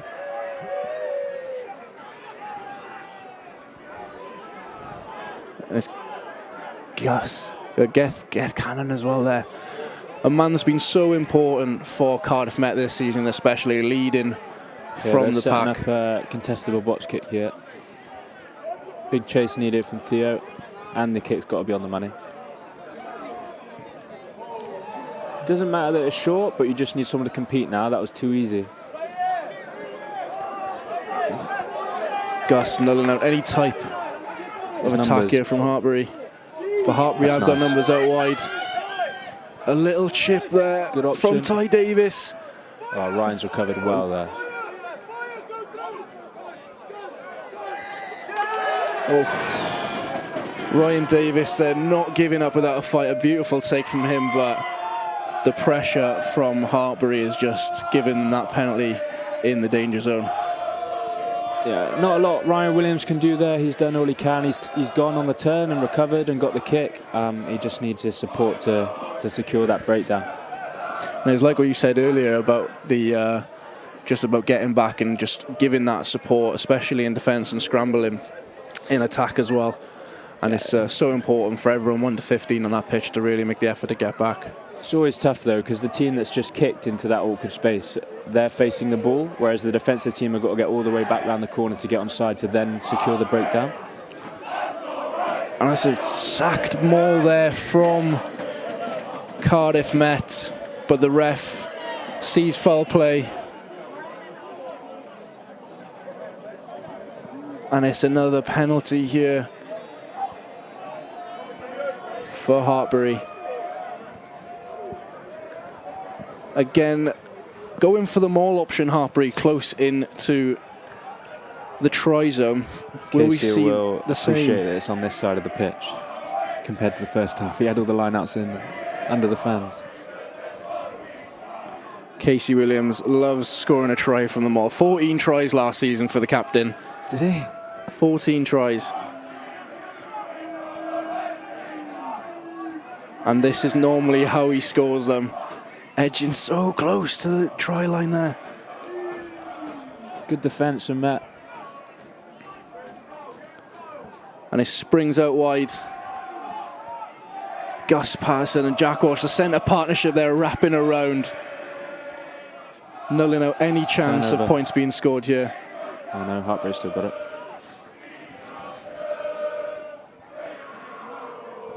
Can just hear in the side of my ear there, just the archers really screaming, especially when it's this close to the try line. This is where Cardiff Met need it most. The ref is giving penalty advantage. That's going to mean they're going to play. So close to the line there, Kai Geely. They've done very well to hold him up there. This is that fight I was talking about in terms of Cardiff Met. And it's try time for Hartbury. After so many chances, so close to the line, Cardiff Met finally make that mistake. From a spectator's point of view, it's we're going to end up with a good finish to the game, aren't we? About 15 minutes left, you think?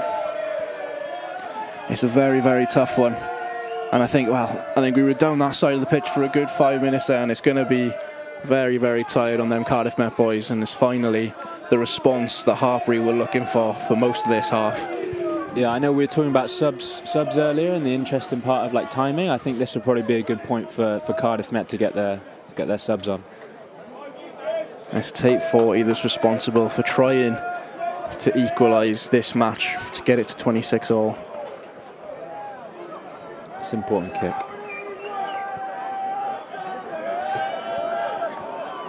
Oh, and it's just short.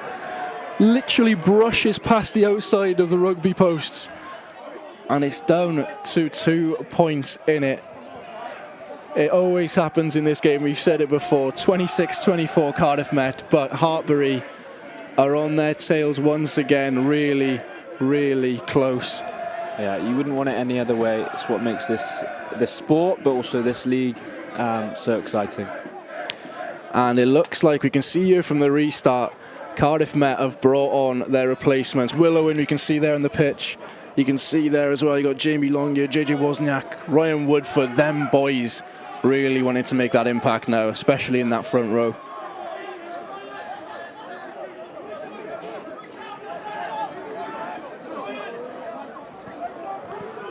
Okay, see, there they go, they're playing from deep. Hartbury looking to play. That's nice. IPJ, he's a dangerous runner. Always getting their meters, IPJ. Every single time he's on that ball, he's done well tonight. So just from a Hartbury point of view, they've brought their substitute 10 on, and then they moved 10 Tate out to 12. So I don't know what that tells you in terms of their intent to play, but they'll definitely look to keep ball in hand and shift a little bit more, just like this. Bringing it out wide here. Little step inside there from Sam Alexander. Scored already in this game in the first half, and he's still making them yards once again. And we can see both sides have brought on their front row replacements. James Fallon there taking up the ball with Tom Hill beside him. And we can see that man there, Ollie Smith, just having a little break on the bench there. And you can see Max Surrey back from his injury. That man has been really, really influential in this game, especially in the lineouts. Yeah, both of those guys have had good games, but Ollie Smith in particular, like I talked about a couple of moments in terms of being a forward on the edge, but still having the ability to move the ball into space, and his skill set is so good. But then also, I don't want to say the dark arts, but the stuff that you don't notice as much, the lineouts, he's calling all the lineouts in terms of attack and defence. He's had a very good game, and I'm sure he'll be in and around the conversation when we're talking about man of the match. You see that as well a lot more from the second rows as well, and they are getting that recognition they do deserve, just making the donkey work and really just putting the effort in every single place on the pitch they can. Yeah. The Cardiff Met subs have had a good impact already, like Will Owen and Gabe Carsey in particular. They've already brought on a lot of intensity, a lot of energy, a couple of physical shots. And a safe kick there from Tate 40. Adam Wally's come on. I think he's come on into outside centre. Jack Walsh has gone on to left wing. Theo's gone to full back, and then Toby Locke stays on the wing.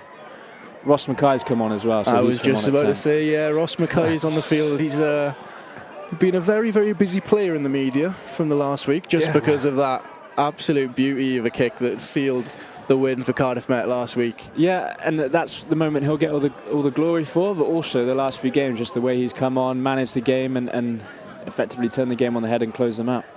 And just looking back at the yellow card there that we did miss earlier, as we can see there, off the maul, we can just see there the ref making his mind up, straight down, ruining the maul for Hartbury, and it's a fight. It's 10 minutes in the bin. Who's been taken off? Was that Gabe? Yeah, I think Gabe Carsey's been taken off, just as I was praising him for an impact.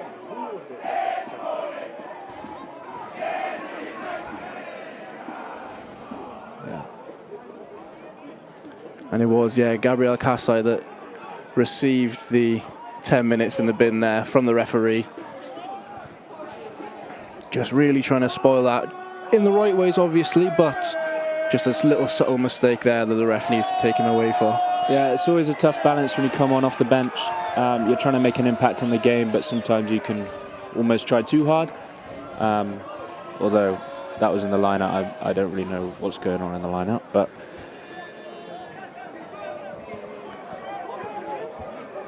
and we've seen a lot here as well. We haven't spoken about it, but Hartbury, and I think just for them having such a strong pack, also the ability to play as well. We've been seeing a lot of them overloss, and that's what we've been seeing them making so much game from is just so much slick play from 1 to 15, I think. Yeah, so they do a lot of that in training. They have a big emphasis on everyone being comfortable on the ball, in particular the forwards, being able to attack square, so run square, but also move the ball, whether that's pulling it out the back or little tips.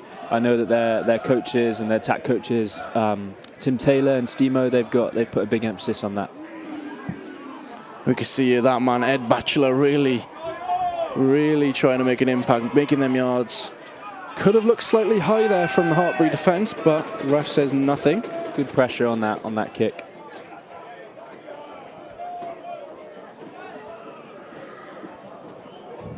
And we can see here, you're fit with the boys there for the Cardiff Met side, watching from the stands. I think one of them's a bit bored there, but hey-ho, I think he's watching the wrong game if he's going to be yawning like that. But obviously, seeing from the stands, I think it's always important that you got them boys supporting you everywhere, from 1 to 15, and on the bench, and on the sidelines. Yeah, that was Kyan. He's had some difficulties with injuries, particularly this season, but also just over the last couple of seasons, to be honest. And I don't think they've just been unlucky injuries, whether that's his knee and things like that. Just injuries that there's not a lot you can do about. So he's been unlucky. And we're seeing a lot of mistakes now from both sides coming into the dying ends of this game. 20 minutes in, and we see that man there, Ross Mackay.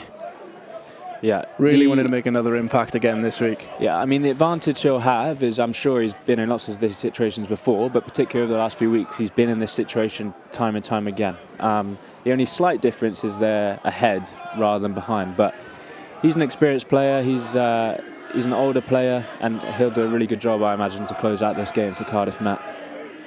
It's a big pressured scrum there from Hartbury, but Cardiff Met seem to keep the pressure. Oh, beautiful nice feet there from Theo Povey. He's had an absolute blinder as well this game. Oh. Yeah, so they obviously shifted to Theo to kick off his left foot, which has obviously worked well for them the last few games, but Hartbury line speed meant that he had to carry that. It's topsy-turvy games here. A lot of drop balls, but the backwards play is on. Ref says play on. There we go. And it's Hartbury edging closer towards that try line once again. Quick speed of ball. Oof. It's Ty Davis there with a beautiful carry the outside centre. You can hear Jack Walsh from up here just giving comms in terms of his defence. Oh, beautiful little dummy. Yeah. Oh, beautiful little play. And it's forward from T40. I always find that difficult as a player because I know the player that's given the pass is given the forward pass, but the winger should have more depth or be more connected. Like, what more can he do there? Almost a carbon copy of what Theo Povey went through in the first half in the corner, of just that forward pass, that last man. And it's really going to come down to the little things in this game. 2 points in it, 24-26 to Met. They can just see how close it is. Great eyes from the referee, because if you did blink, I think you would have missed that forward pass. So fair play to the ref. He is on his duties tonight. But it's just them little things that are really keeping it in Cardiff Met's favour at the moment. Yeah, both players there kind of hugging the touchline, like being in the same position, flat hugging the touchline. I would like to see one of them get a little bit more connected and tighter to the ball player there. can see again, it's just so close, as it always is in this game. It's always a nail-biter every single time you see the maroon and gold versus them red Hartbury. And even if we're in Rugby 1 King's Home, even if you're in Hartbury College itself, and it's just every single time both teams really are looking forward to this game. Yeah, I think my score prediction is it's going to be close. I tell you what, 33-31, I said. Is that even possible mathematically? I think it is. I'm not very good at the whole point scoring thing, because I didn't do much of that, but it is. I think if both we are getting teams close score to it. 7 more points, I've nailed it.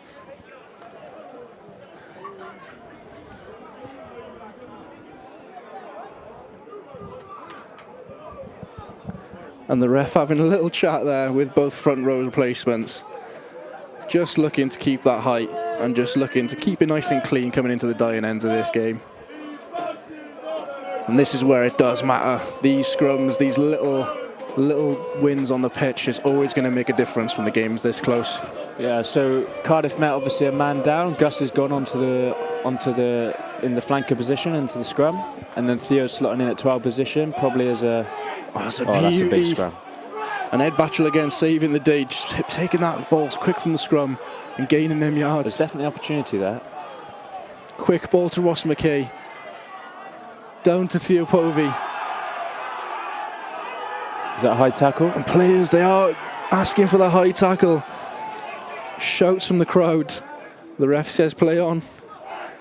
They just need to be careful. Oh, there you go. They got the advantage. Now you can play. A little grubber there from Gus Patterson. See what can happen. And the ref is coming back for that advantage. Perfect, really, for Cardiff Met in terms of having a man down. They've exited from their 22. They've picked up a penalty, and now they're going to spend time in the Hartbury half/22 metre area. And it's not going to be too long now until the teams come back to even numbers. And as you said there, it's very important that great shot. The Cardiff Met keep on this now. And again, a great little nudge there. Ross McKay really trying to make an impact yet again in these games in the dying minutes. 7 minutes left on the clock. You can see the assistant ref's flag there. The wind's picked up a little bit. I know I keep talking about it, but it will be a big factor, the wind, in terms of Hartbury being able to exit.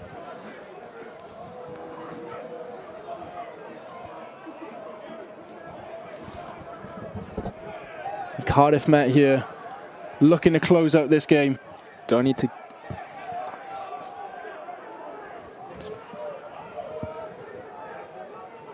That's Gus Patterson really looking to get the ball straight onto that try line. Everyone hunting for the try here just to see out this game. 5 minutes coming to. And it's a drop ball there. Ryan Woodford with the pressure added onto him. And we yet again come into another scrum. A lot of mistakes here. And it's really coming down to the wire when it comes down to these drop balls. I wonder if a drop goal was ever coming into Ross's mind there, just to get out of that three-point gap. And you've been saying all game, Isaac, that I think it's always important to keep that scoreboard ticking over. And I think there might have been a few opportunities where, yeah, you could go for that drop goal, maybe even go for the 3 from the penalties. And I think it's going to be in Ross McKay's mind that if it comes down to it, he might have to slot one over like he did last week. We see here, no 8 in the scrums for Cardiff Met yet. Still solid in the scrums from both sides. And Hartbury look to play on the outside.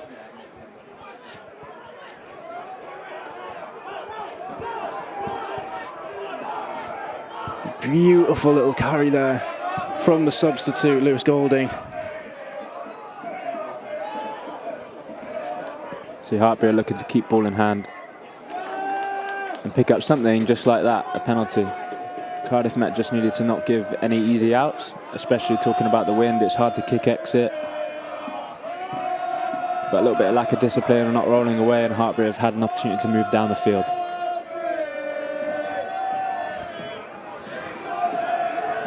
And you can see the Hartbury line out, the pack taking their time coming into this one. Really important that they keep clean ball here. And it's a quick one. Oh! It was a quick play there from from James Fallon, and the refs picked up a knock on there from the replacement scrum half. So close as well. You could just see how close that was there. Tom Hill almost getting that pass away there to Jamie Fallon, back on the wing. And we are coming very, very close to full time here. And I'm glad I'm not in your shoes, Isaac, because I'm going to ask you to pick your man of the match for the evening. Yeah, tough job. Obviously been a close game. Both teams have played well. I'll list some nominations as well. I think Ollie Smith is in there, as we talked about earlier on, his ability to play in some of those outside channels, but also how he's worked the line out. I think Jack Walsh has done lots of brilliant stuff, especially defensively, but also he's had a couple of nice breaks in attack. Here we go, Hartbury on the attack. We're yet to hear from the man of the match, but this is where the nail biting happens. This is where the pressure starts building for each team. Sorry, coming back to it. Theo Povey, he's obviously had some magic moments, but has less impacts naturally being a winger. And the space is a beautiful dummy. Great tackle. Great tackle there from Kai Thomas. I'll come back to the man of the match. There's too much action to be focusing on that at the moment, Isaac.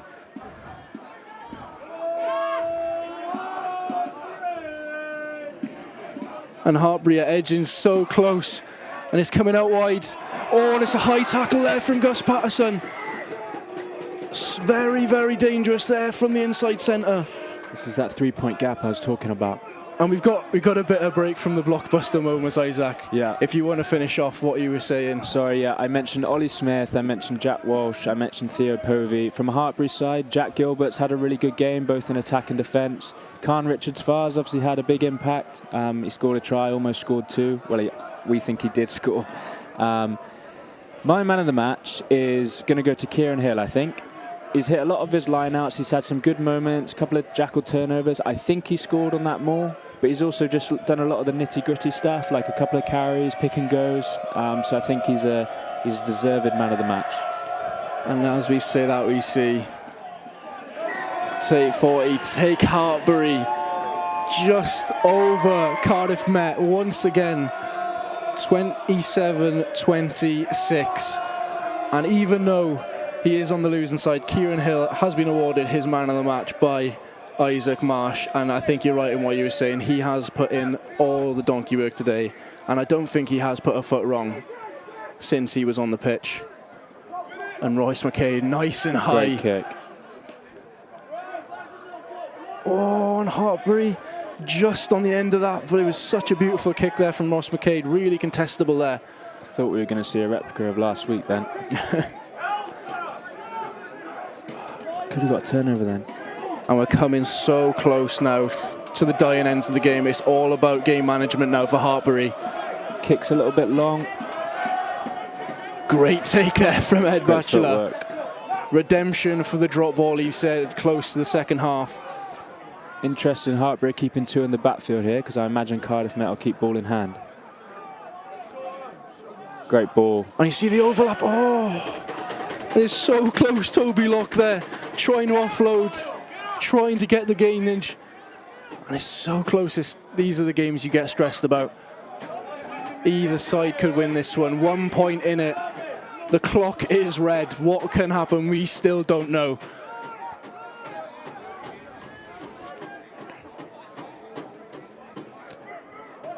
Yeah, it's always tough because you never really know how much time's on the referee's clock. And he's played it.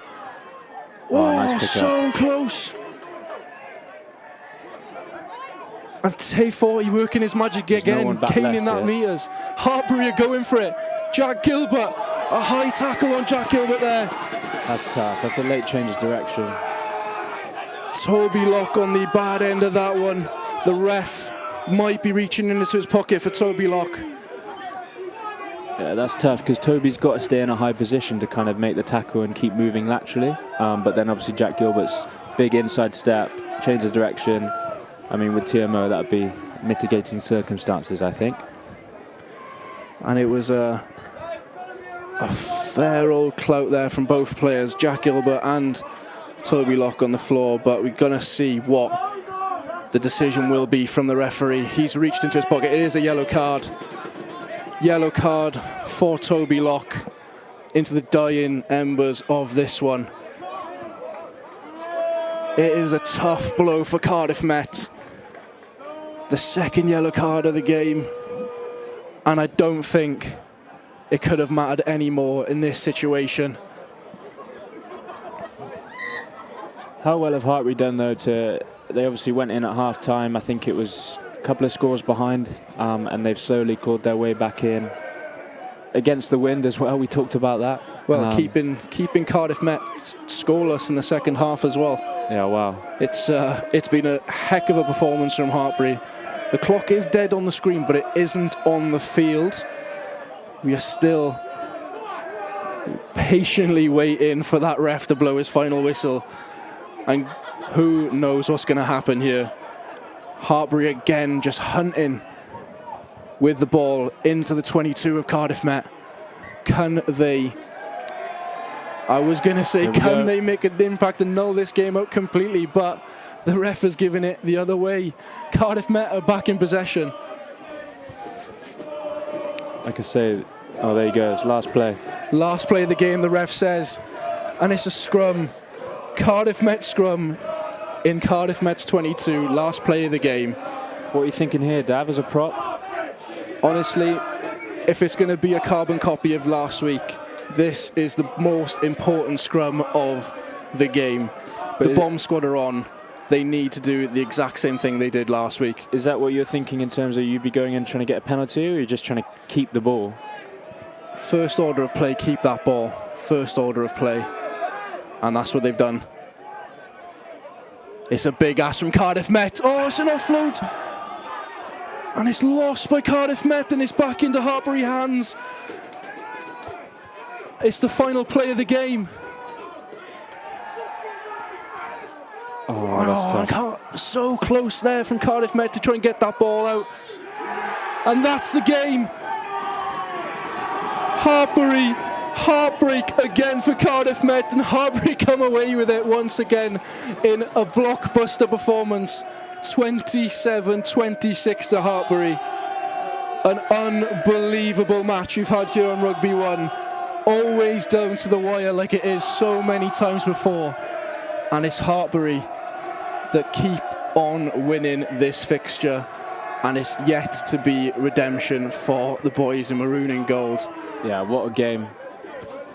I know the fans are a little bit deflated there, aren't they? It's the quietest I've seen them in a long time. It's tough. You have to give credit to Hartbury, though. As we talked about, Cardiff Met obviously had the upper hand in the first half, and then Hartbury have done well. A young Hartbury side have done well to dig their way back in, claw their way back in, and come away with a 1-point win. It's always tight between these two teams. It's always tight at this time of the season.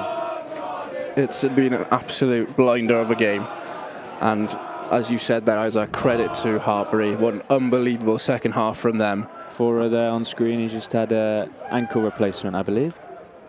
Hobbling around, trying to come over and celebrate. And we can see handshakes all round from everyone on the field at the moment. This might be a lot for the players, their last game on Rugby 1 for the Cardiff Met players. And it's obviously such a tough blow for them, but they've been so good and servants to the jersey. Yeah, it is sad, but hopefully when they reflect on their time at Met, they won't necessarily think of this game. They'll think of all the good moments they've had, the hundreds of good moments you have, and that's just how sport is. You have the highs, but you also have the lows. Hopefully you just look back and reflect on the highs. And Hartbury come away, and we don't know the results of the other games that have happened in the BSR League, but we do know one thing, and that Hartbury will be very close and might overtake Cardiff Met in the league table, which could see them having a different situation when it comes to playoffs. Both teams will be in playoffs, and both teams will see another game after this one. But there's still so much drama, so many questions to be asked in this league, and I think you could say it as well, Isaac. This league is so competitive, and anything can happen like we've seen today. I don't think we knew what was going to happen until the full-time whistle really blew. Yeah, which is what makes it so good. Anyone can beat anyone. Literally, there's 10 teams in the league and anyone can beat anyone on their day. Obviously, they're stronger at the top. In terms of league position, both these teams are still having an away quarter-final. But yeah, I don't know what the league standings looks like. One team might end up having a Loughborough or a Bath, whereas the other team will have Durham or an Exeter, which could make a big difference. And we are going to have a look at the highlights from this absolute blinder of a game we've seen. And it just started there. Great ball from Ollie Smith. With that first disallowed try that we really thought was going to be the first try of the match. And Kieran, actually, look. It was Kieran Hill again. Glad I gave him man of the match. I didn't even realise that. And it was so close to being the first try, but an even better response to that from Sam Berry and that man there, Toby Locke. Still an absolute blinder from the pair of them. We talk about it all day, that just how good that pass, how good that kick was, and the finish, unbelievable. Yeah, it's interesting, isn't it, that the game was a bit of a replica of the home fixture in terms of Cardiff Met versus Hartbury. Cardiff Met take an early lead and then Hartbury win last play of the game or by a point. And then we see again here. That was nice. IPJ onto Sam Alexander. Try of the game? This has got to be up there. The odds were definitely in Theo Pobby's favour on that bounce, but that was an absolute beauty for him. And even though he's on the losing side, I think he should be very, very proud of that one. And we see again just so many responses from Cardiff Met throughout this whole game. And we see it there again from Kenneth Davis. Lovely offload from Archie Lloyd. And it was another beauty try, all from the first half from Cardiff Met. But the response came back here from Hartbury. Slowly but surely, they just kept on going and kept on keeping that scoreboard ticking.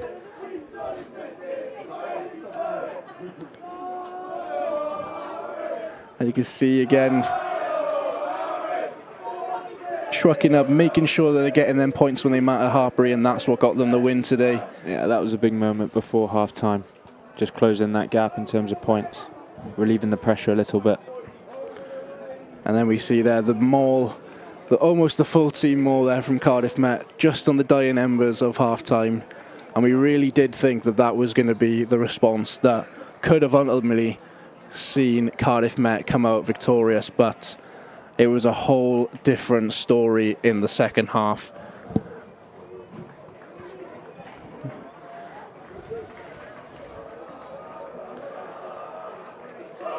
And we can see there was plenty, absolutely plenty to choose from the highlights of this game. I think there was a lot that could be said about every single try and play that we've seen tonight, because it just all meant so much to each team because of how close this game has been. It's been an absolute blinder. And we can see they're coming into the second half as well, 26-19. And you can see that disallowed try there from Khan Richards Farr, but it came out with Hartbury on top. And hello and welcome back. What a game. Hartbury fighting for those final points in those last minutes. Now I'm joined with Dr. Ian Gardner, head coach of Cardiff Met. What was your thoughts on the game tonight? Obviously not quite the result you were hoping for. No, in fairness, Hartbury played really well second half. They controlled territory and possession. So Tom said just in the headley, it was a real Jekyll and Hyde performance. Like first half, totally dominated them physically. We were right on top of them, played in the right areas against the wind. And unfortunately, we couldn't continue with that in the second half. But, as I said, really proud of the effort, proud of the lads. It's the last home game for lots of them. And, they've done the jersey proud again. So talk to us about that first half. We thought you all had it there. What do you think, put us ahead in that first half? Yeah, it was just the physicality. We dominate. I asked the players to go out and be better than the opposite number, and every one of them was. We really did dominate them physically at set piece. particularly in the maul and the contact area right on top of them. But it's two halves in a game of rugby, and unfortunately we couldn't continue that in the second half, and a number of errors compounded with some discipline issues, and we just gifted them too much territory, and they're a good side close into the line, and so they took their opportunities. So looking ahead to playoffs now, what will the team be doing to kind of put this behind them and prepare for those playoffs? Well, the first thing is they got to rest, so they're going to have a few days off now, and we'll go again on Monday. But yes, we're building. We finished in 6th place, which is we're quite pleased with that, and so we'll play whoever finishes in third place. We're not sure who that is at the moment, but we'll train hard and we'll work hard and we'll give anybody a game. And Ian, it is your final home game with Cardiff Met. What did tonight mean for you? Yeah, look, it's a special place. I came as a student and also as a lecturer and now a coach as well. So, I've had an amazing time here, and it has shaped me in many ways. And it would have been nice to finish with a win, as it would have for the captain and vice captain Gus Patterson and Gethin Cannon. But rugby is not like that, and it doesn't hold sentiment for anybody. And I'm just really proud of the players. I've had a fantastic time here, and we've still got some unfinished business yet in the playoffs. That's lovely to hear. And before I let you go, is there anything you kind of want to say to round off your time, coaching at Cardiff Met? Just thanks to everybody, thanks to the players, thanks to all the coaches. The coaches are real close friends, and I've thoroughly enjoyed working with every player I've come into contact with, and hopefully they've taken something from here, and I've had a little bit of influence them somewhere, and that makes me very proud. Thank you. Well, thank you so much. Now, I believe we're passing over to Kieran Hill, who's just coming over for me now, who is our man of the match. Thank you. Hello, Kieran. How are you feeling after that game? Obviously, unfortunate in those final minutes, but how are you feeling? Yeah, I'm just feeling a bit gutted. So, obviously, coming off the back of last week with a win against Nottingham, we thought we'd fancy a chance against these boys, but in fairness, a really physical game. They put up a good fight, but yeah, just gutted really. And do you think that, the pressure and the rivalry tonight really had an impact on the play at all? Yeah, when we come against these boys, it's always more physical. That rivalry's been them for ages. Obviously, they 100%. at home at the King's Home, they got a win against us, like a 1-point win again. So yeah, it was always going to go down to the wire. Just got to be on the wrong end of it, but we've got to take positives from the game. We probably took it to them and played really well, so yeah, take positives from that. And obviously, man of the match, was there anyone else on the pitch today that you thought made your job a little bit easier? Anyone who stood out for you? Yeah, all the boys, like, any of the boys who got man of the match today, I think our shot callers, they always do a good job to settle us down and ease the pressure off the game. But yeah, no, I've got to give credit to all the boys. They make my job a lot easier all the time. Ollie Smith in the line out, but yeah, no, really good. 100%. Well, thank you so much for coming to talk to us. Yeah, thank you. Commiserations from us. We were with you right until the literal last minutes there, but we are going to let you go and have a rest for a few days and then prep for playoffs, I guess. Yeah, we fancy our chance against anyone. I think when we're on our day, we can beat anyone. So I think we can go all the way in this tournament. But yeah, I think we've got extra now, so roll on that, really. Thank you so much. Thank you. Cheers. I'll take that one off you. Now, just passing over to our Hartbury coach now. Tim, nice to have you back. Hello. So, how are you feeling after that game? Obviously, it was in Cardiff Met's corner until those last minutes, and Hartbury really brought it back there. Talk to us about that. Yeah, I think ultimately first half we weren't as disciplined as we would have liked, and we gave Cardiff Met a lot of opportunities to get into our 22, which they took really well. And the message at half-time was tidy ourselves up, be a little bit more braver with the ball and look to stretch and challenge their defence. And we did get a lot of reward in that second half, and sort of Met did start to creak, and we could feel that, and the momentum started to swing, and it's great resilience from our boys to come back and get that in the second half, which we're really pleased about. And how did those final moments feel for you? Obviously, we were all here, hearts beating out our chests, not knowing what way it would go. How did that really feel for you as a coach? I think we're used to it. Hartbury Cardiff, it always goes down to the wire, doesn't it? The double-headed game at King's Home, that was a nail-biter. This one was a nail-biter. Fortunately, we've come out on top on both those occasions, and that's credit to the boys and the effort they put in and the trust that they have that they can get that result. But what I'm more pleased about is how much momentum we can take into playoffs now. And just talking about that now will put you, I think, depending on where we finish, 6th in the table, joint 6th with Cardiff Met. How does that feel kind of finishing there in the table for you this year? This year has been a huge transition year. Yes, of course. We've got a lot of freshers in this group, and they've had to roll up their sleeves, and there was always going to be a little bit of hurt, but there's been amazing growth, and we're into the playoffs. Are we as high up the table as we would like? Possibly not. But we're in the quarterfinals. Our hats in the bag, and we can go and challenge whoever's in this league and look to give them a really tough game in the next round. And just a final question there. So what is it looking ahead now, preparing for those playoffs? What is the process there? First thing, I think they celebrate the victory tonight, and they've worked really hard over this league campaign. We will then sort of have a couple of days refresh, recovery, get some homework done, find out who we're playing, start to get some footage out around them. Sit down as a coaching group, a leadership group, make a plan. What are we going to take into the game? And we'll start to build over the next sort of 10 days. And it's a one-off game and anything can happen. And we are away from home, but we're away from home tonight. Yeah, and look what can happen. Exactly. Well, thank you so much for coming to speak to us. Please go join your team and celebrate tonight's win and prep yourself for the playoffs. But thank you so much. Thank you very much. That's awesome. You. Cheers. Now, it was lovely to speak to all our coaches here, but of course we have to bring you back and let's talk about those final games that happened tonight. Etienne, you are back and you are going to run me through all those games that happened. Talk to us about those finest standings. Durham, Bath, Loughborough, Swansea, Cardiff, Exeter, Leeds, Nottingham. How did it end? I want to start with the Cardiff game because they played Exeter at home. They were losing 21-0 at half-time. They managed to come back and win 42-40. Oh, wow. So that's big because it means that Exeter now will be hosting Cardiff Met. Cardiff Met obviously beat them a few weeks ago. But it shows that Exeter, they've been low on form recently. So Cardiff Met might feel confident about that one. And also for Cardiff, you need a big result for them, having won 41-40 last week. So 2 similar results. Bath, then, that's a big story of the night.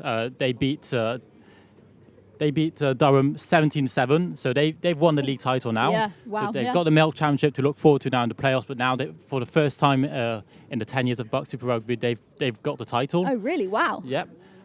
Loughborough gave it a good go. They put 80 points on Swansea, who were already relegated. So that's the end for Swansea for at least another year. We've got the playoffs coming up soon. Newcastle against Brunel in the North-South playoff to determine the 10th team to join BUCS Super Rugby next year. And then in the final result as well, we saw Leeds Beckett. They lost 19-28 to Nottingham. So Nottingham now take the 4th spot, overtaking Durham University.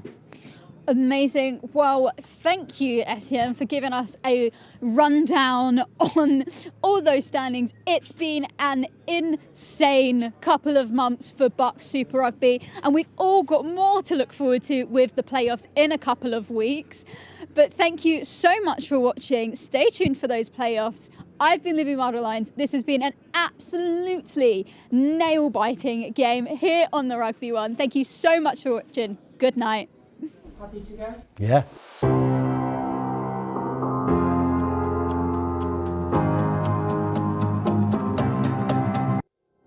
Hello, I'm Joe Towns and I'm the Programme Director of the Sport Broadcast Master's degree. The Sport Broadcast MSc is all about live production skills, sports broadcast journalism and content creation, whether that's for social media, for podcasts, long-form documentaries or short-form TikTok. On the Sport Broadcast Master's degree, we try and cover every possible role that you could find in the contemporary sports media industry. We want our students to be prepared for all of them, whether that's behind the camera, directing, producing, editing, operating replays, directing a live stream, or if it's on screen, reporting, presenting, commentating. We've designed this course as the perfect stepping stone into the sport broadcast media industry. In terms of broadcast facilities, we have a fully equipped Adobe Lab, which is our newsroom, a TV news gallery, a radio room, brand new podcast studio, and out on the sports fields we have gantries and galleries so that we can live stream football and rugby every week. This course is a practical course, it's hands-on, it's vocational. We really pride ourselves that we're trying to create students that are multi-skilled and ready to take their career in any direction when they leave us. The big advantage of running this course on this campus here at Cardiff Met is that there is elite sport every week, whether that's Wednesday as part of the BUCS competition or so many of our teams playing National League sporting competitions on the weekend. On a Wednesday afternoon, our students could be directing a live stream of BUCS Super Rugby. They might be filming highlights for a live football match, presenting a radio show, making a podcast, or doing a live TV Up the Archer sports preview show. As well as weekly BUCS fixtures, we also cover some really big events on campus, whether that's our varsity day against Bath University. It's Cardiff Clash. Cardiff Met versus Cardiff University. Clash on the Court, a triple header in the Archers Arena where we show netball, women's basketball, men's basketball, or the Cardiff Met Sports Awards, a massive event in a hotel in the city where we do all of the VTs and production for what is a brilliant way to round off the year. Across the city and across Wales, we have some very well established relationships